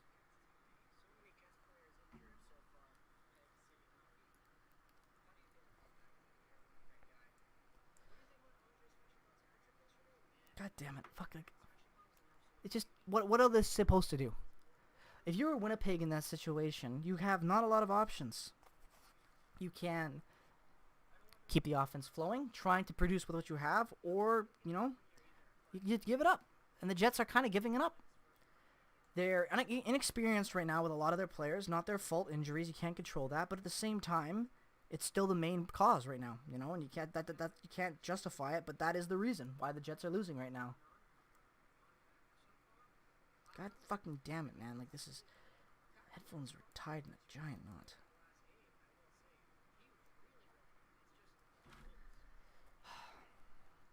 God, it's hot.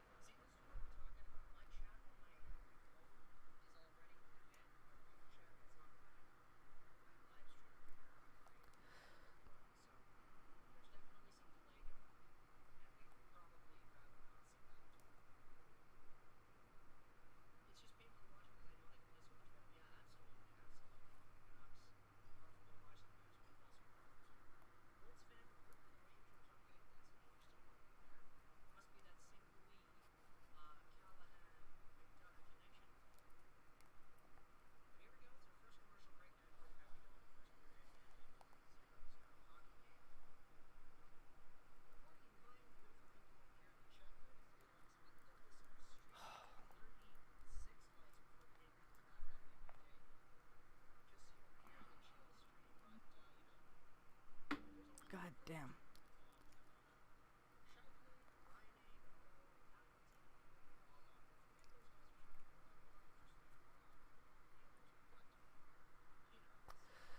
Alright, well, let's just see what's going to happen with the next of this game, guys. Overall, the Winnipeg Jets need to come out on fire. And I don't mean shooting everything, but even though they need to be, they need to come out with speed and precision. They, right now, are doing way too many dump and chase drills, and they're not getting enough puck control that actually is meaningful. No meaningful puck control, and that's what's causing them to lose the game. If you want, if you disagree with that right now, I think we're watching two different games. They have no puck control entering the neutral zone. They give it up almost immediately when they enter the neutral zone because they either dump it in, or they lose it and they get their pocket picketed. And not to mention, they're constantly looking on the defensive end, regardless of about where the puck is. You're always looking. They're looking. They're not playing smart. They're not positioning. None of them are doing anything that they need to be.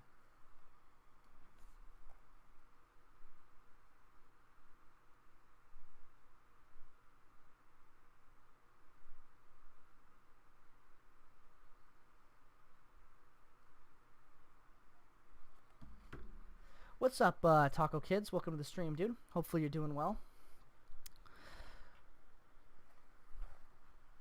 Welcome to the stream. We're just kind of talking right now about the effort that the Winnipeg Jets showed on that second period, and let's be honest, it was atrocious. I don't know if you were watching it. Hopefully you were, but if you saw it, everything that they were doing were bad. They were chasing every play. They were looking defensively. They were caught so often in the neutral zone. They had their pocket picketed almost every freaking time. There was not a single opportunity that the Winnipeg Jets had to break into the offensive zone with good puck control and possession. It was not there at all. Overall, I think that can change if they go in. I'm going to subscribe right now. Hey, I appreciate that, Taco Kids. Welcome to the channel. Overall, though, I think that the big difference is right now the appreciation for that what the Jets are doing wrong and what they're doing right is that they have the ability to play well with the players that they have. Injuries is a big thing, but the Jets can play this type of hockey effectively. They have for years, and they can do it still now. The biggest issue is coming out, firing in all cylinders. The Jets aren't their head right now is out. Pullman gets hit in the face, blood everywhere, that shakes them up. Couple goals scored, whatever. Goal gets called back, Jets go out in the offense, they push, and what happens? Perot goes out, and then they collapse once again. That is what's killing the Jets right now. The Winnipeg Jets have the ability to go out into the third period with their mind in the right place and play what type of hockey that they can play well. The Jets need to take control of the fact that and benefit from their youth and speed. Attack Calgary with as much speed in the neutral zone as you can. Try to get around them. Don't dump and chase everything. It's not working. Especially when you're dumping it from the neutral zone or you're dumping it the moment you hit the blue line. You know, like even when the defenders are dumping it and they're not even changing. At first, in the first period, they were doing this a lot, and they were changing a lot, keeping their short shift. The second period comes, it starts off that way, but then it gets into the 10-minute mark, halfway through the period, maybe around the 13-minute mark, and everything freaking collapsed for the Jets. They lost all of their speed and their ability to play in the neutral zone, and because of that, Calgary took full advantage, and they put so much press on the Winnipeg Jets that they just kept on getting offensive chances and scoring. That's all it was. Every time Winnipeg got control in their own end, they brought it into neutral ice, and what happened? They lost it. And then the puck was reverted right onto the Winnipeg Jets after every single time. That is not something good. And that's going to have to change. The Jets can come out of this third period playing two of which ways. They can come out with speed, and they can come out trying to outfly the Flames, or they can come out and they're going to play the same type of hockey. They're going to be very passive, but they're going to be looking for very good offensive opportunities. And that, I think, is what the Jets hopefully will not be doing. They cannot come out and play a passive game right now. They need to come out and they need to put all efforts in on fighting and trying to get a goal but within the first 5 minutes of this period. The Jets can come back and get a goal within the first 5 minutes of this period. They're down 4-3. They have plenty of opportunity to come back and fight. But that's only going to make a difference if we can see them flying with speed and taking possession of the puck in neutral zone. There are no clean passes right now. None. Like none. Even the goals that have been scored, it was a great play by Kulikov there, but other than that, it wasn't the other goal was a big one. My favorite team, obviously, is the Winnipeg Jets. I cover the Winnipeg Jets, but I also love every other hockey team. I love the Winnipeg Jets. I love the Vancouver Canadiens. Vancouver Canadiens. That's a baseball team. I wasn't just confusing the Montreal Canadiens and the Vancouver Canucks, but I love all the sports, man. And I love covering all different types of stuff. So yeah, my favorite team is the Jets. Second favorite team is the Canucks, and then I like to just root for whatever team kind of is having a fun year. Usually that's how I like to root for, unless they face the Jets, and then I'm always the Jets. What about you? What's your favorite team? What brings you to the stream today? Are you a fan of the Jets? Are you a fan of Calgary? Are you just a fan of hockey? You just wanted to watch someone break down this game? What are you here for, Taco? What brings you to the stream? I probably shouldn't be showing those goals, actually, now that I think about it. I don't know how long that's been showing, but whatever.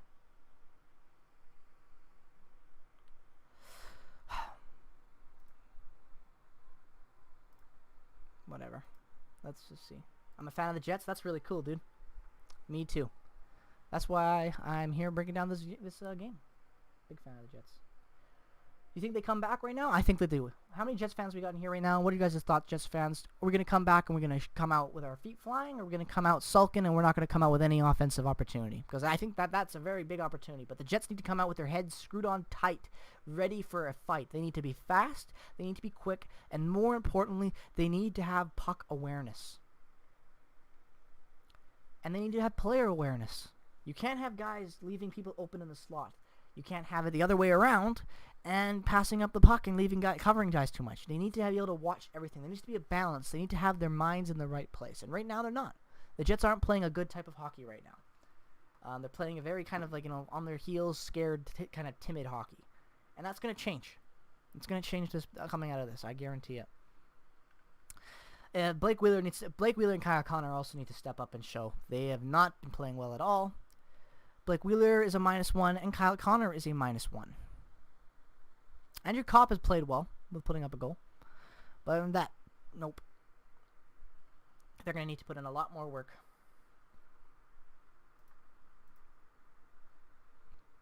Excuse me.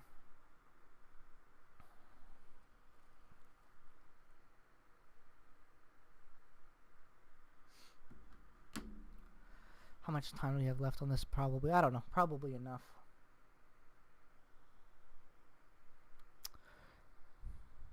Any updates? I'm gonna go on. We're gonna do a. Can't really check Jets Twitter on. I don't want to show my Twitter. We're gonna check Twitter real quick, guys, and we're gonna see if there's any news on the Winnipeg Jets from them right now.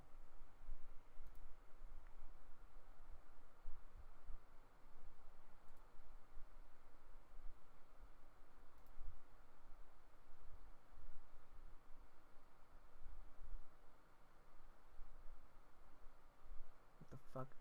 Okay. Well, so far we're kind of going blank there. No new information regarding the injuries. Yeah, I don't like that. The Reddit's not saying anything either. You have to go? Alright, that's okay, Talk. Okay, thank you so much for popping in the stream. Hopefully I can see you again with some other streams soon. Hopefully you enjoy the content. Thanks for tuning in. Go Jets, go, buddy.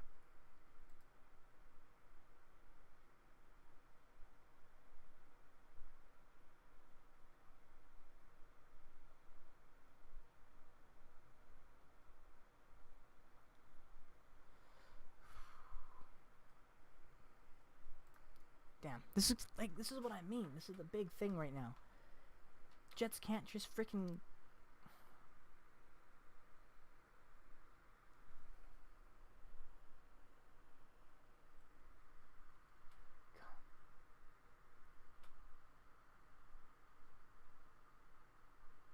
All right, let's see what happens.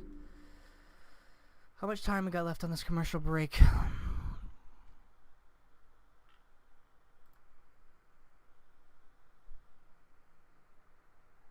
Alright. Let's take a look at the,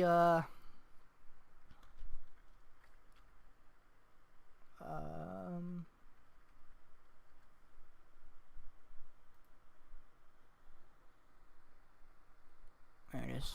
5 minutes left. Here we go. Taking a look at the Rangers game, guys. Playing well. Rangers better fucking. I just want the Hurricanes to win. I don't know why. There's something about the Rangers and this year and their rebuild and everything. I would very much like to see the Hurricanes win this game.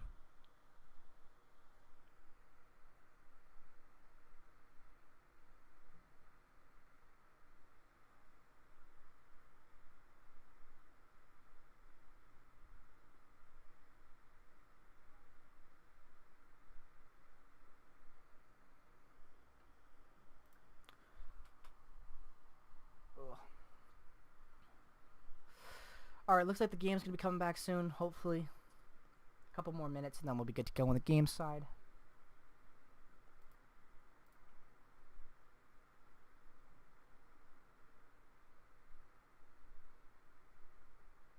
Wow. Alright. Oh, let's hope this third period is, a big one. I think the Jets make a big comeback right now, and I think that the Jets can really fight.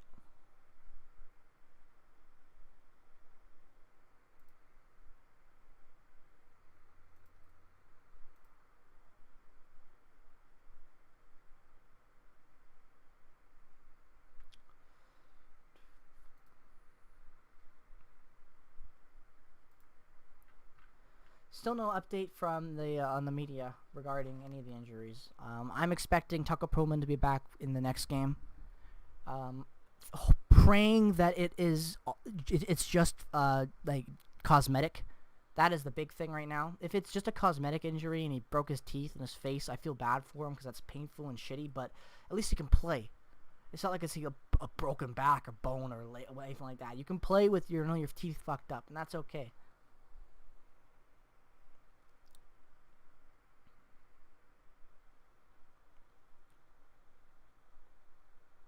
here. We can easily do this, guys. We can make the comeback. We can get this going. All that matters is the defense is cool-headed. And I wish to God that it wasn't Tucker Pullman that got injured. Only because I actually think that he's been playing some of the best defense in the series so far. And I think it's going to deflate. I really do. Here,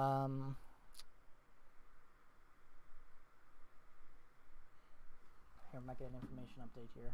Nope, nothing. Just basketball and updates. Still no new updates regarding anything, really.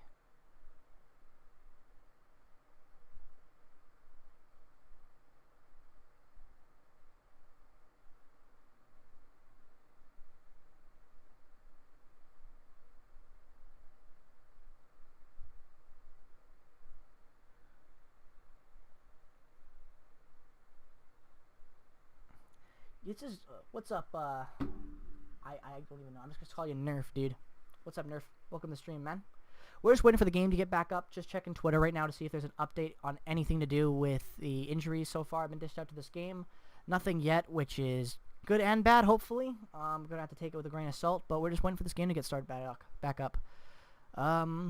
Jets have been playing, like, mediocre, but can't blame them when they've been as injury-ridden as they have been. You get 2 injuries this game, and you're already missing some of your more current guys, and you know, what else do you expect to happen?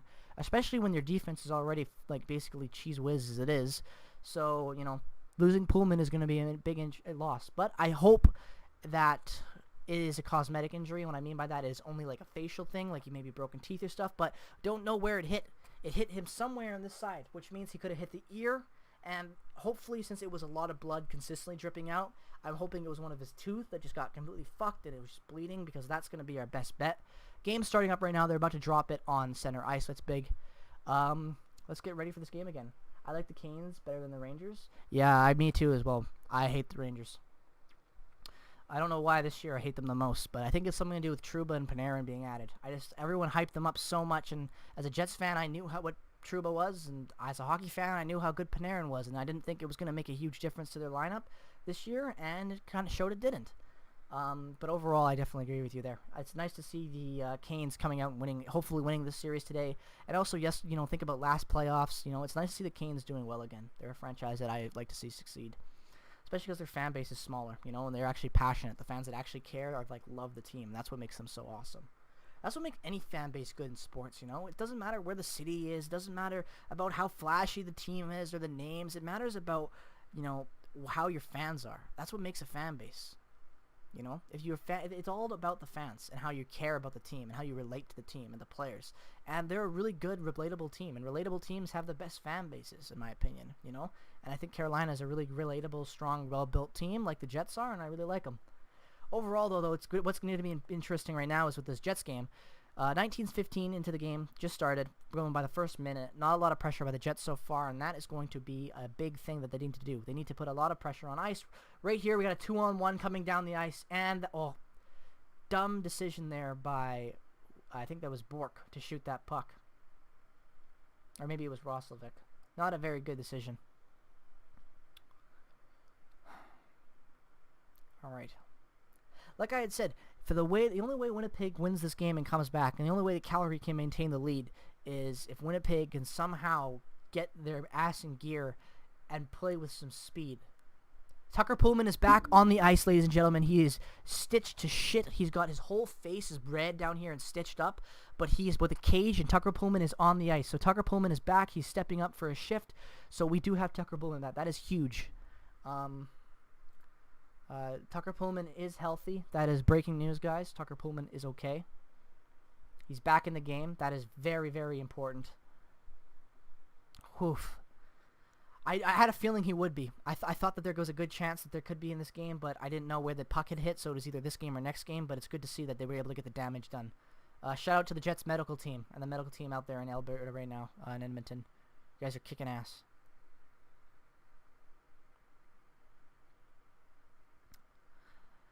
And again, what I just saw recently, Winnipeg again doing clumsy breakout plays in the neutral zone. Don't like to see it.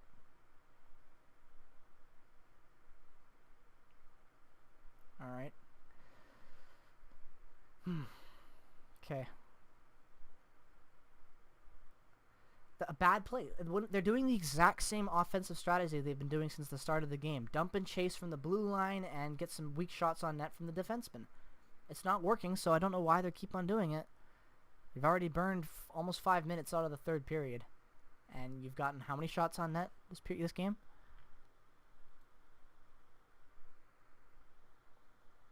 Yeah, Winnipeg's got 2 shots on net so far, which is good, but they've not been good quality chances. They've just been deflections.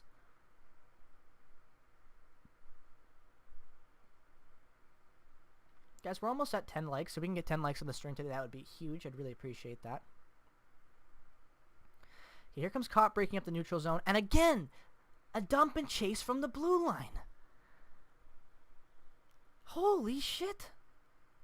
Bouncing puck for Connor. Settles it at the blue line. Throws it in for Wheeler.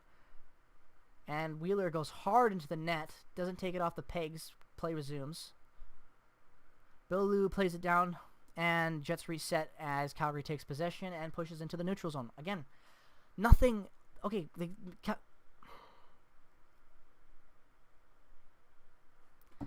just week after week opportunity by the Winnipeg Jets. Nothing. So he took it right here. Oh, on this... Yeah, right here is where Tucker Pullman took the shot. And he's wearing a full cage, and he's got, like, the Joker stitching all up on here. Yeah, just like this. And it looks like it goes underneath here, too. Whew, painful. He's still got the blood on his jersey, too. That'd be a nice game worn to buy. I don't know, if there's, like, a little bit of blood on a jersey and you buy it and get it signed, I think those are pretty cool. That's, like, the best game-worn jerseys. Like, you have a bunch of story behind it. That's the cool stuff. 2-on-1, Calgary breaks it in, and Winnipeg stops it. Okay.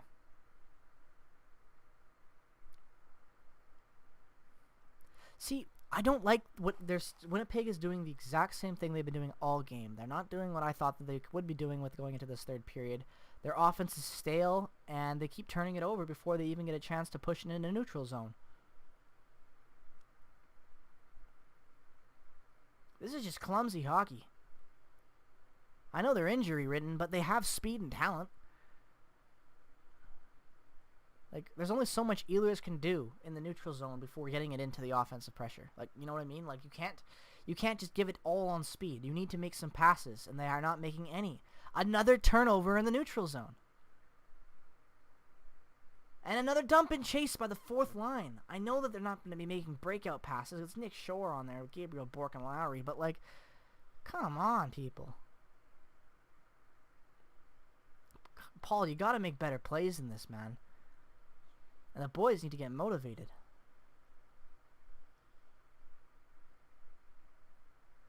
Good shot there by Nick Shore, but it's not like it's going to be a big game-changing play.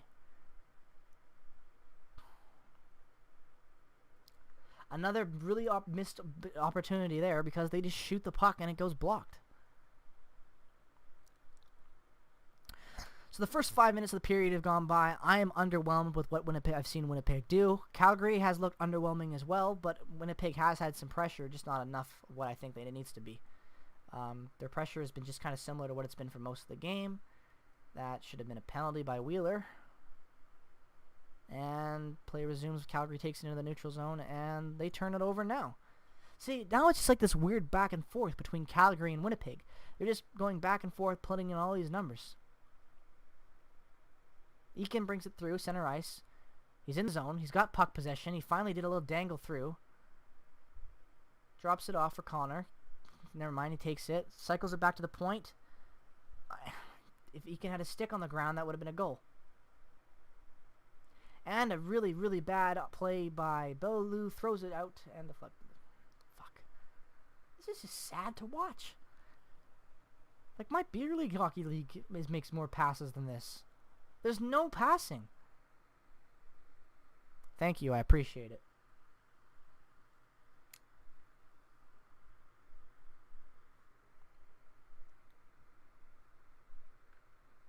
Appreciate it, Brooklyn. Whatever. Can't even really see my legs, but I guess my face is thick enough. Okay, Winnipeg can get... We gotta get out of the zone.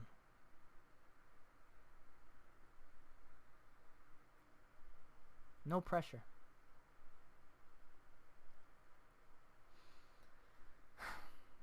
How many shots am Winnipeg at for this game so far? Saying we have 3 shots so far in the third. I don't know if that's accurate or not. I'm going to update the page and go take a look. Yep, 3 shots. All of them have been missed opportunities. And our puck was stripped again in the neutral zone. They lose the puck before they even get to center ice. And then they just shoot it over the goal. Okay, bad play again by Morrissey. Just trying to quickly dump it in. No one set up, and it was a horrible deflected play. I get what they're going for. That's a trip. And Winnipeg is now back on the power play. I mean, Calgary's on the power play. Can't talk. Just getting frustrated. Roslovic takes a block in the shin and he's in pain and on the bench. Thank God he isn't injured. Can you imagine?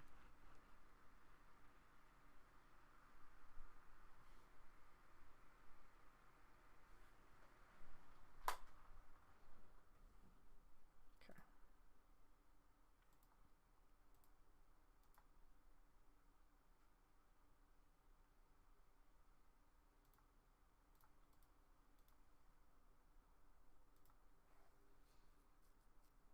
Commercial break in progress.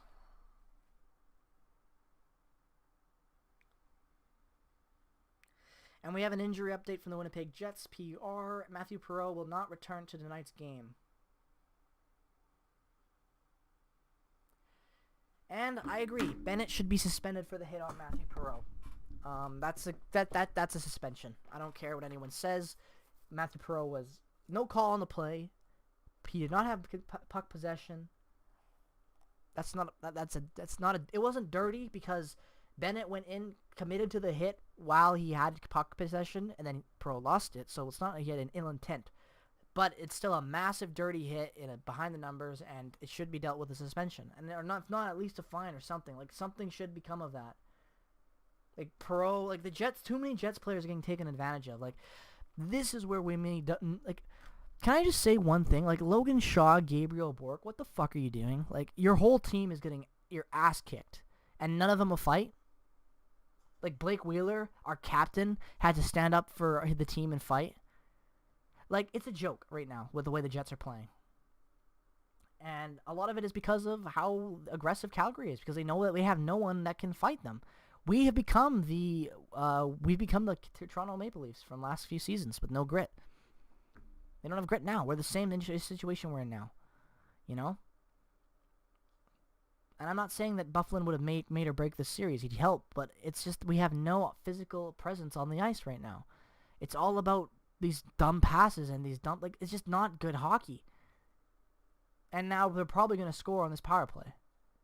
Unless Winnipeg can get a shorty. Or not. They didn't even get... the same issue. The Jets did not get the puck within the zone.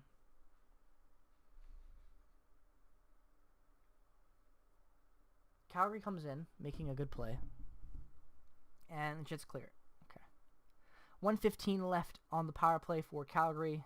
12 minutes and 14 seconds left in the game. I don't like these odds. I don't like Winnipeg scoring 2 goals in 10 minutes right now. I know that could happen, but I don't think with the way they've been playing this period, and I'm not impressed with their offensive capabilities. They're not getting the shots on net that they need to. It's as simple as that, really. You can't be a successful team and not shoot the puck on net. Every shot they're getting is blocked, and there's proof of that. We've got 4 shots on net, and Calgary has none. But it still feels like Calgary has had better scoring opportunities than Winnipeg, because almost all of Winnipeg's shooting has missed the net. That's a shot right there, and that's a goal. No defense again, and it has to be Lucic that scores.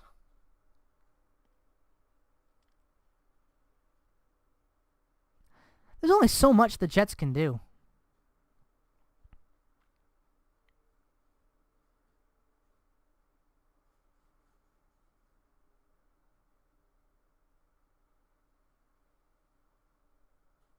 There's only so much that you can do if you are a defenseman. Pionk at the front of the net.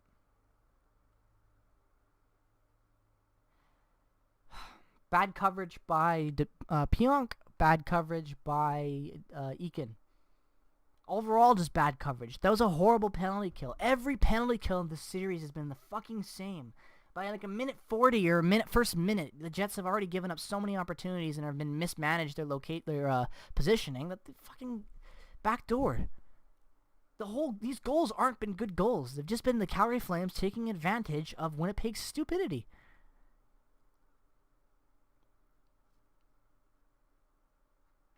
We don't deserve to win this series playing like this. Calgary deserves to win this game. Calgary did nothing fancy in this game. Nothing. Calgary played old school hockey and took advantage of Winnipeg's mistakes when they needed to, and they did perfectly. 5 goals off mistakes, and Morrissey's now slumbering off injured.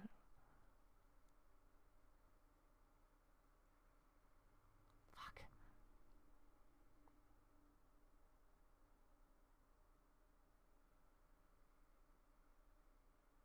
Oh, God. That looked painful. Morrissey just got taken out earlier. Cheveldayoff is just ready to fucking kill somebody. The refereeing is getting atrocious. I don't want to get mad because I'm just going to say it right now. Calgary won this game by outplaying Winnipeg. I'm not taking anything away from them. Am I not saying that Calgary deserves to be penalized and suspended some of their players, and also they played a very dirty game? Yes. But that doesn't mean that the Jets, lost because the Calgary was dirty. It's not. Calgary outplayed them fairly.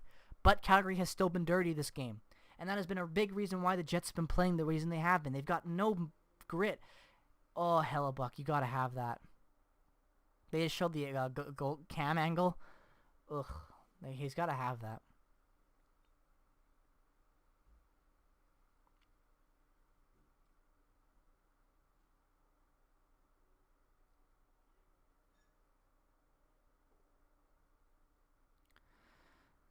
I'd like to see Winnipeg come out and at least get a goal. 5-3 is respectable.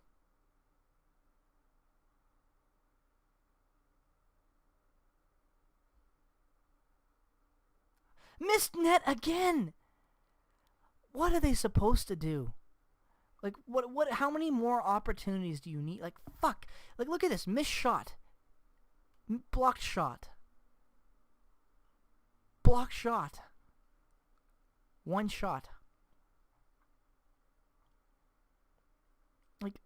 Just, ugh. Everything is just accidental blocking and all this crap. Nothing, and just missing the net. Like, a great play by Lowry there. Completely outmuscled, not much he can do, and he just has to chip it.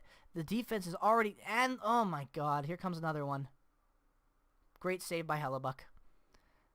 And fuck you, they're gonna get a little fight right now. Take his head off. Like, does Tkachuk really have to do that? Like, they're not trying to get under. Like, I hate the expression "getting under people's skin." There's ways you do that in hockey.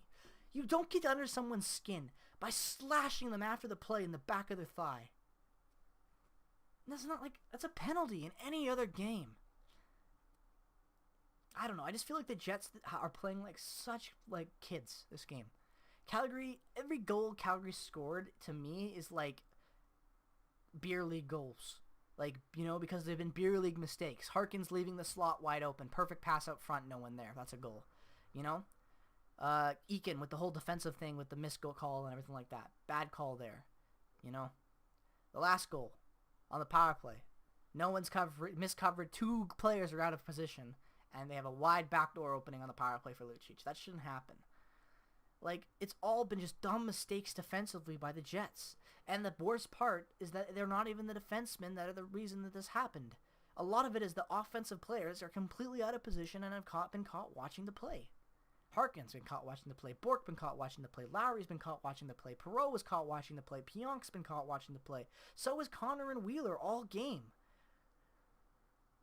There's nothing good that has come out of this game so far for play for the Jets, other than Ehlers scoring another goal, which has been good for his confidence, because Ehlers needs to be better on the playoffs, and he has been better for the playoffs. Ehlers has been our best weapon. It's just sad. There have been, what did the box score even for the Calgary Flames? +2 for Backlund. +2 for Chuck. Mangiapane is a +2. Chuck's got a goal. Mangiapane's got 2 assists. Backlund's got a goal and an assist. Like, what else do you want from your guys? Lucic has got you a goal in almost 12 minutes. Backlund in 15 has got a goal and an assist, and Mangiapane in 15's got 2 assists.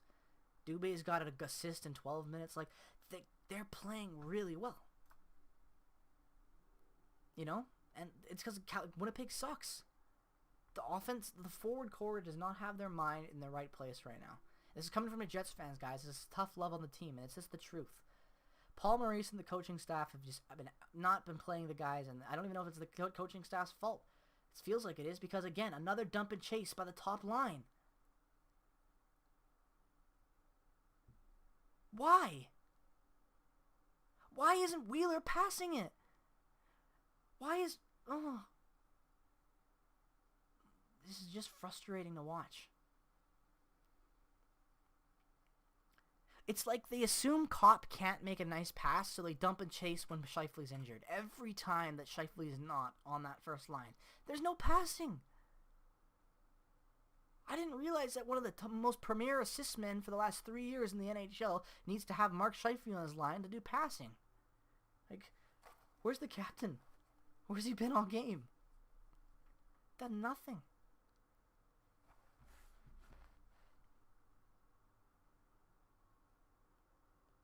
Lucic should have 2 goals to this game.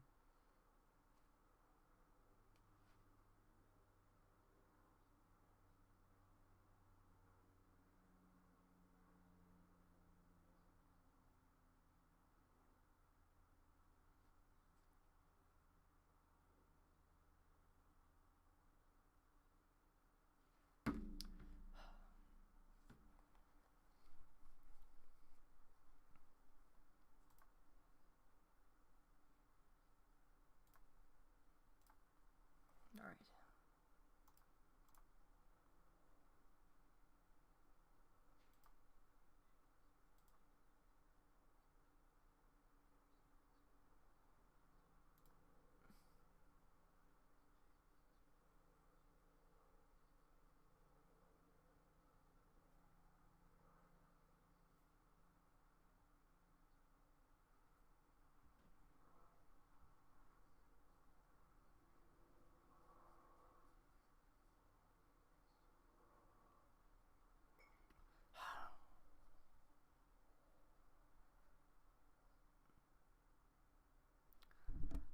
You know, I think what else this game has really showed for me, at least, or at least this series, is that thank God the coronavirus happened only because Cody Eakin was playing out of his mind when he first got here, and now he's not playing very good with Oilers, and that's okay because yeah, that line is not together, and that was what was playing well. But overall, like, what else are you supposed to do? Like, look at this opportunity by Connor, brings it in, nothing. Like, Eakin is not even Eakin's not done nothing, and we're gonna sign him for what, like $2 million? Like, that's not worth it. But we don't have anyone else better for, like...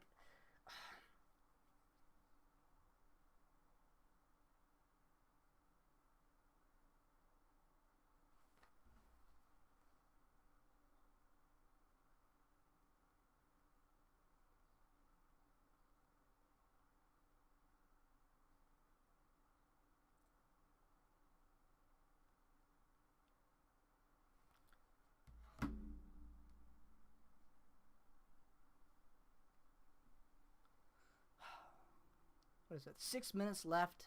All right. Look at our update right now, guys. 6 minutes left. 6 shots, 3 shots. Slow, no effort third period. None. None. Again, a clumsy exit. They keep the puck in, and for what? Missed tip.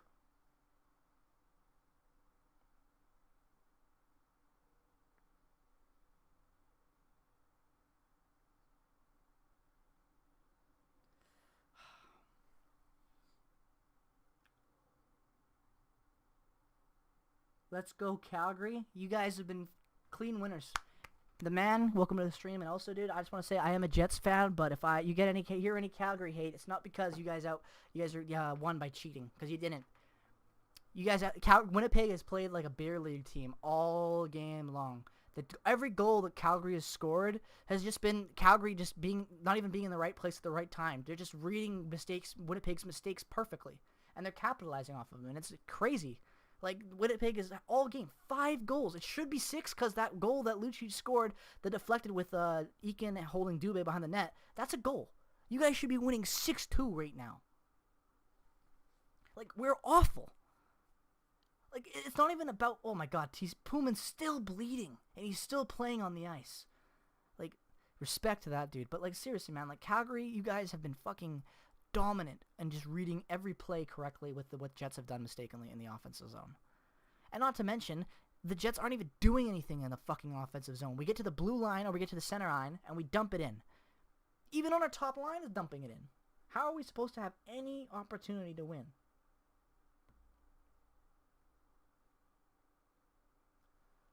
It's just a joke. Absolute joke. The Winnipeg Jets are going to lose this game, and they deserve to. They really, really do. Any Jets fan doesn't say they deserve to lose this game, where it was, the injuries deflated us, and bad hits, and we need more penalties. Yeah, I agree with that, but, like, there were bad hits, and there could have been some missed calls, but that doesn't stop Jansen Harkins from leaving who was it, Backlund completely open, or Monahan, whoever that was.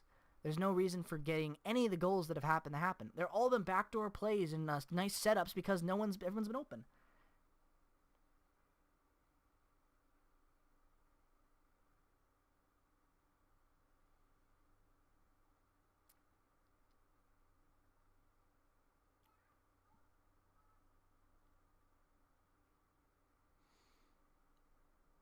Okay, get a shot on net.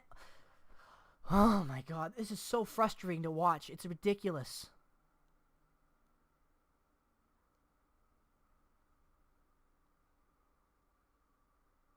Ridiculous.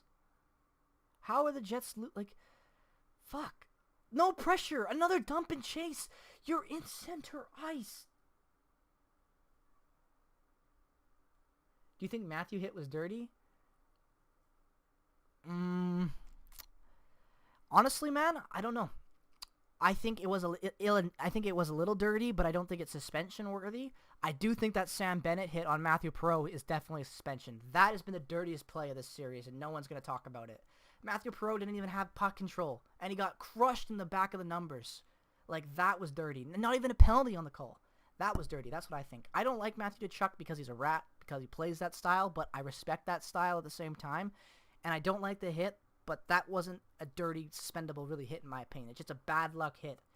And I don't know. I just think that Bennett should be suspended for that hit on Matthew Perreault. But other than that, though, I can't wait for Game 3 because I really hope that the Jets come out fighting, and I hope that it's a bloodbath because this has been just a pussy game for both Calgary and Winnipeg. Calgary has just been hitting a little dirty, hits here and there. Not a lot of hits, because if you actually look at the stats, Calgary has been out-hit the whole game. About 5 hits, we've been out-hit. It doesn't feel that way, though. So I would expect Winnipeg to come out in Game 4 firing on all cylinders in the physicality department. I think they have to if they want to have a chance to win this game. I really, really do. And I don't mean this game. I mean the series. My mistake. This game is over. There's no way the Jets are coming back. Yeah, but that's what I believe in. The man. I think that the Calgary and Winnipeg, that's been the best part about it. I think that this has been one of the most entertaining series the whole time. And it's been weird because, this has been a really high offensive game, but it's also had a lot of drama at the same time.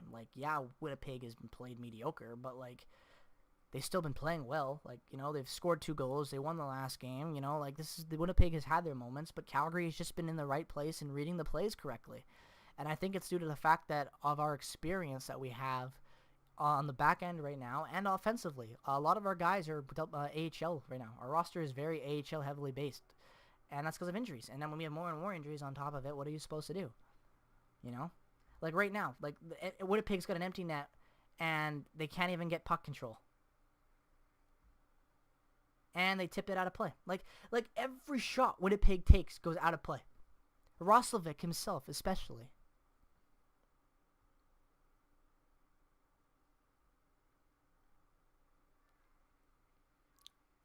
It's been a joke. The whole game has been a joke. And the series has really been a joke. The Jets have taken Calgary too light. You know? Look, Wheeler, Rosovic, Kopp, Connor, and Ehlers. That's what they're rolling with right now with Pionk on the back end for with the net pulled. Like, that is not... I've never seen that pair together because of the injuries. Do you think that Matthew... Oh, I already answered that question. God. Commercial break. We'll wait for the game to come back. I believe that there's 4 minutes and 12 seconds left. Hopefully, we can at least see a goal by the Jets to make things interesting. I think another goal would be nice right now. But I have no idea.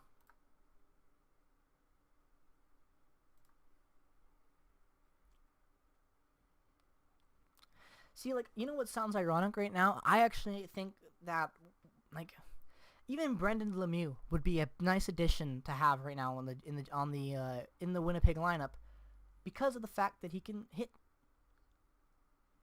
You know, we gave away a guy that could fight and hit, and that's big. Like, how are you gonna tell me that Bork, that Shaw, they're not gonna fight? You're not gonna hit and stand up for your team and throw your weight around? You're the AHLers. It blows my mind why Paul Maurice hasn't been getting the guys to be more physical. Calgary has dominated that section. I know we have more hits, like I said, but the hits that Calgary have been throwing have been way more impactful, and that's a huge difference.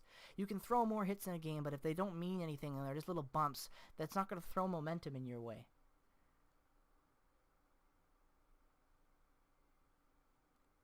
Oh, I thought that was in their goal. They just showed it. Oh, yeah, not to mention the Pionk off the back of Hellebuck's leg and turnover to Backlund. Horrible goal. The Tkachuk goal was horrible. Like, bad goals. You know? And they're not bad goals because they're like, you know, Winnipeg's being outplayed and they're like bad goals in that sense. Because Hellebuck doesn't have anything to do. There's nothing he can do against those goals. There's no defensive coverage. Get another icing? God damn.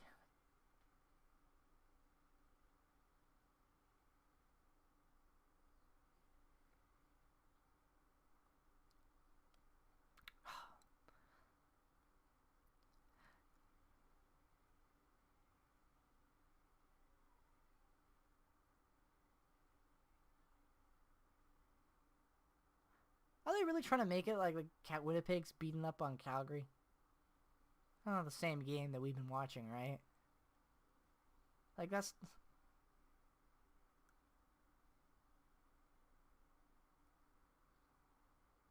Alright, empty net, 3:55 left. Can you imagine if the Jets somehow come back from this and they actually like put a good effort in and they fight? Guys, if we can get to 10 likes before the end of this game, I'd really, really appreciate that.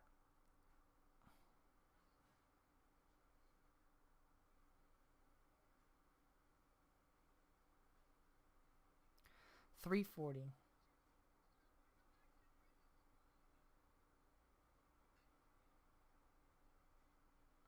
All right. Another dump and chase. This is so depressing. How the hell are you going to have 5-on-4? I mean, 6, like whatever the... Yeah.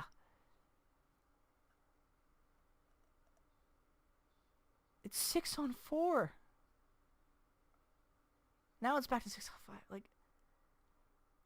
Rob Foy, yeah, the Jets are done, man. Rob, yeah, welcome to this stream, dude. But like, just no momentum.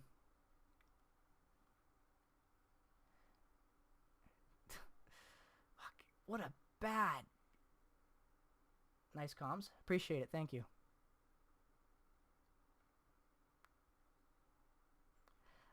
It's just bad. Winnipeg played like shit the whole game.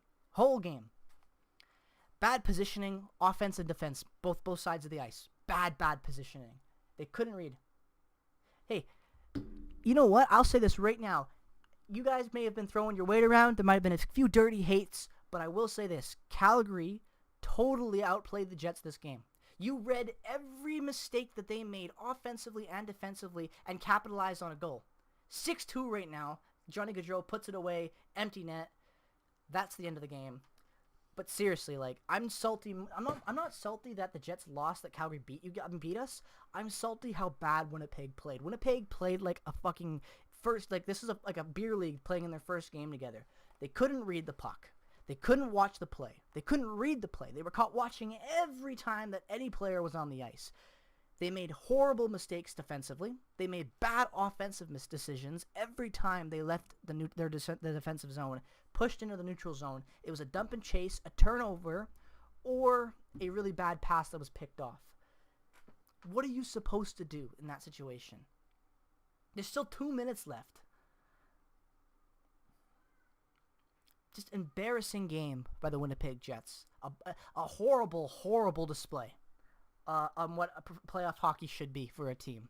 I don't care about the rest, about the injury side. Doesn't matter. Winnipeg lost this game with nothing to do with injuries. It had everything to do with the fact that every player that has experience didn't show up, and every player that was immature and doesn't have experience, it showed extremely bad. You can't have that in the playoffs. Calgary, take your win. You deserved it. You outplayed them. But at the same time, stop being cheap with your hits. You're beating us fair and square. You don't need to take out every player on the ice. Seriously. That's my only complaint. They totally were not ready for this game at all mentally. There was no way. I don't care what anyone says. Their interviews are going to be like, oh, they just came at us hard. They read everything right. We made mistakes on the ice. Doesn't matter. Seriously. How are you going to justify that? You got outplayed in every section of the ice. Your plays were read horribly. You had no offensive capability whatsoever. Don't tell me that. I never understood this about the Jets. That they've done this all season and for parts of last season. Why the fuck do they dump and chase when it doesn't work? If it's been shut down the whole game and you're doing it every time, it's just so frustrating. Here we go. Roslovic couldn't even get the shot on net. Just a joke. I want to thank every single person for that watched the stream today and stayed with us for most of it. You guys were rocks and awesome. It meant the world to me. This is my first time doing something like this, and I loved it. So if you guys liked it, definitely subscribe, because I will be trying to do as many of the series as I can and doing other series as well, because this was something I really enjoyed. So if you liked it, let me know. Subscribe and all that stuff. But thank you guys so much for watching it.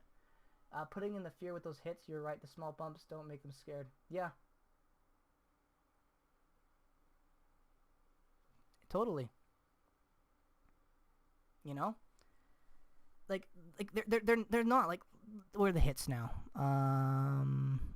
26 hits from Winnipeg to 20 hits in Calgary. Yet it feels like Calgary had hit 50 because of how big and impactful the hits were. And Winnipeg gets their asses kicked, horribly, horribly. What's up, Firestrike? Welcome to the stream, dude. That is the end of the game. The Winnipeg Jets lose to the Calgary Flames in Game 3 of the qualifying rounds of the NHL playoffs. 6-2. 32 shots on net for Calgary, 35 for Winnipeg. So you like to get pegged, huh? You know it. I do. I love to watch my team peg me and make me so angry because they play like children. But what can I do? Winnipeg going 1 for 2 on the power play. What's up, Jeff Donner? Welcome to the stream, dude. Penalty minutes. Another thing, too, I can't find the exact stat, but I'm pretty sure that Calgary has scored at least 7 or 8 goals on the power play in 3 games. That is just fucking atrocious on every side of the game. Every side of it. Let's go over the stats. Let's look at the box score from the Calgary Flames, okay? -1 from Ryan, okay? Backlund. Goal and assist, 2 points, +2. Great line for the Backlund line, okay? Same with the Chuck, and also same with Goudreau. Great night for those guys. But you can't complain. But where it gets interesting is that let's go look team stats. Let's go down to the Winnipeg Jets. And let's take a look at who the most unreliable people on the ice were tonight. Ladies and gentlemen, that says it all. You get a lot of girls when you stream? Well, that's a weird question. No, this is my first time streaming on this channel anyway. But look at that right there, guys. Neil Pionk with a -3. The Jets' best defenseman overall this all season. Morrissey's second best this year. We know it. What are your feelings on Nick Kerr? I think he has a great potential. Yeah, I think that he has potential. There's a lot. Obviously, he's got potential, but I don't know. It's interesting.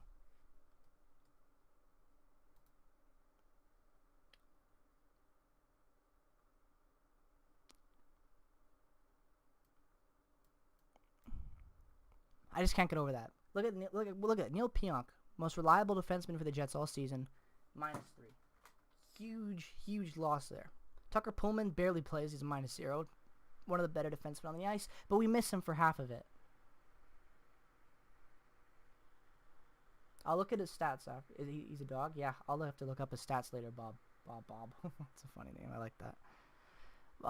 Another one. Jansen Harkins, -2. After having a great game, -2. What can you do? Adam Lowry with a -2.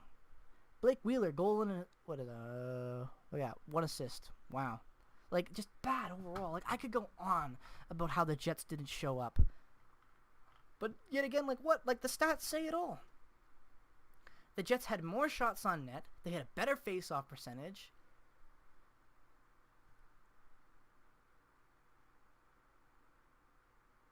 Have a good evening. Hopefully a good rest of the series. Yeah, thank you, Connor Jenkins, for coming to the stream. Really appreciate it. Hopefully it'll be a fun rest of the series as well, where the Jets can at least look competitive.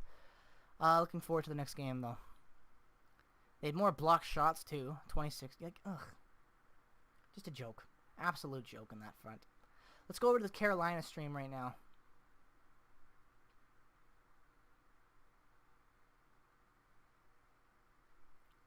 1-1, Chris Kreider, Tervo Teravainen.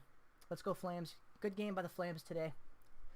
They definitely outplayed the Jets in every department. There's nothing the Jets could have done to stop that onslaught. Like, it was just horrible. Like, let's go over them again. To everyone coming in, thoughts on Nick Kerr's. I'll look them up after. Looking right now at the stream, what we have right here. Look at the Flames. They had all their guys that they needed to have playing well, played well. Monahan showed up with 3 points. Gaudreau showed up with 2 points. And Lindholm showing up with 2 points. I mean, that's big. Like the ice time, everything that they did was perfect, and they played well. They took advantage of every mistake that Winnipeg did, and Winnipeg came out with no momentum. How are you gonna be in the playoffs, come out with no momentum, and get your ass kicked like that?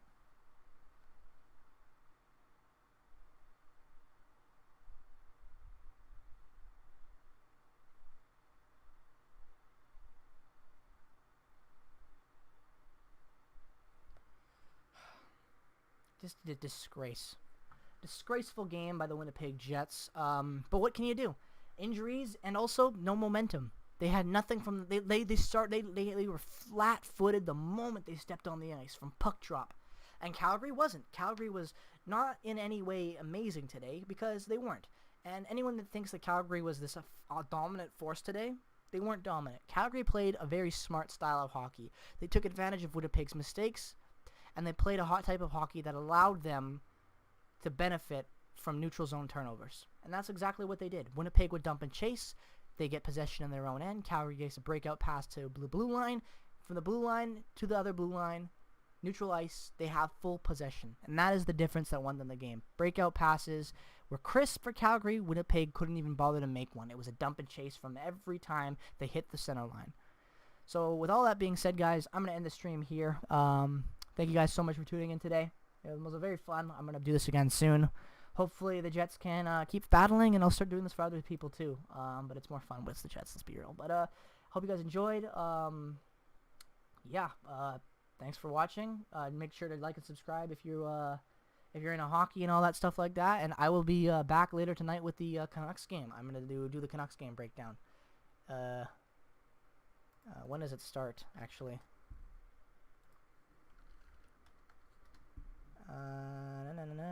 7:45. Cool. I'll be back with that Canucks game, guys. Thank you guys so much for watching. And make sure to like, subscribe if you're new and all that stuff. And I will see you guys. Liney, we do need him. We totally do. I don't even want to end it because I just want to talk. I don't even care. Fuck it. We'll keep talking. Flames are going to keep on battling. Calgary, you guys played well. Calgary fans, thank you. Also, quick shout out to every Calgary fan that was in here today. Obviously, this is run by a Winnipeg guy, the channel and everything, but I like no hate. I like to have a fun relationship with every team and fan base. I got no hate towards anybody, even the dirty stuff like that. So shout out to everybody who is a Calgary fan. You guys are real for not, being a bitch and trying to start stuff in the chat. You guys were real for that, and I respect you guys all the hell out of that. Thank you guys so much for watching the stream. I will be back with the Canucks live stream later tonight. If you guys are interested in tuning into that, definitely look into doing that. And thank you guys so much for watching.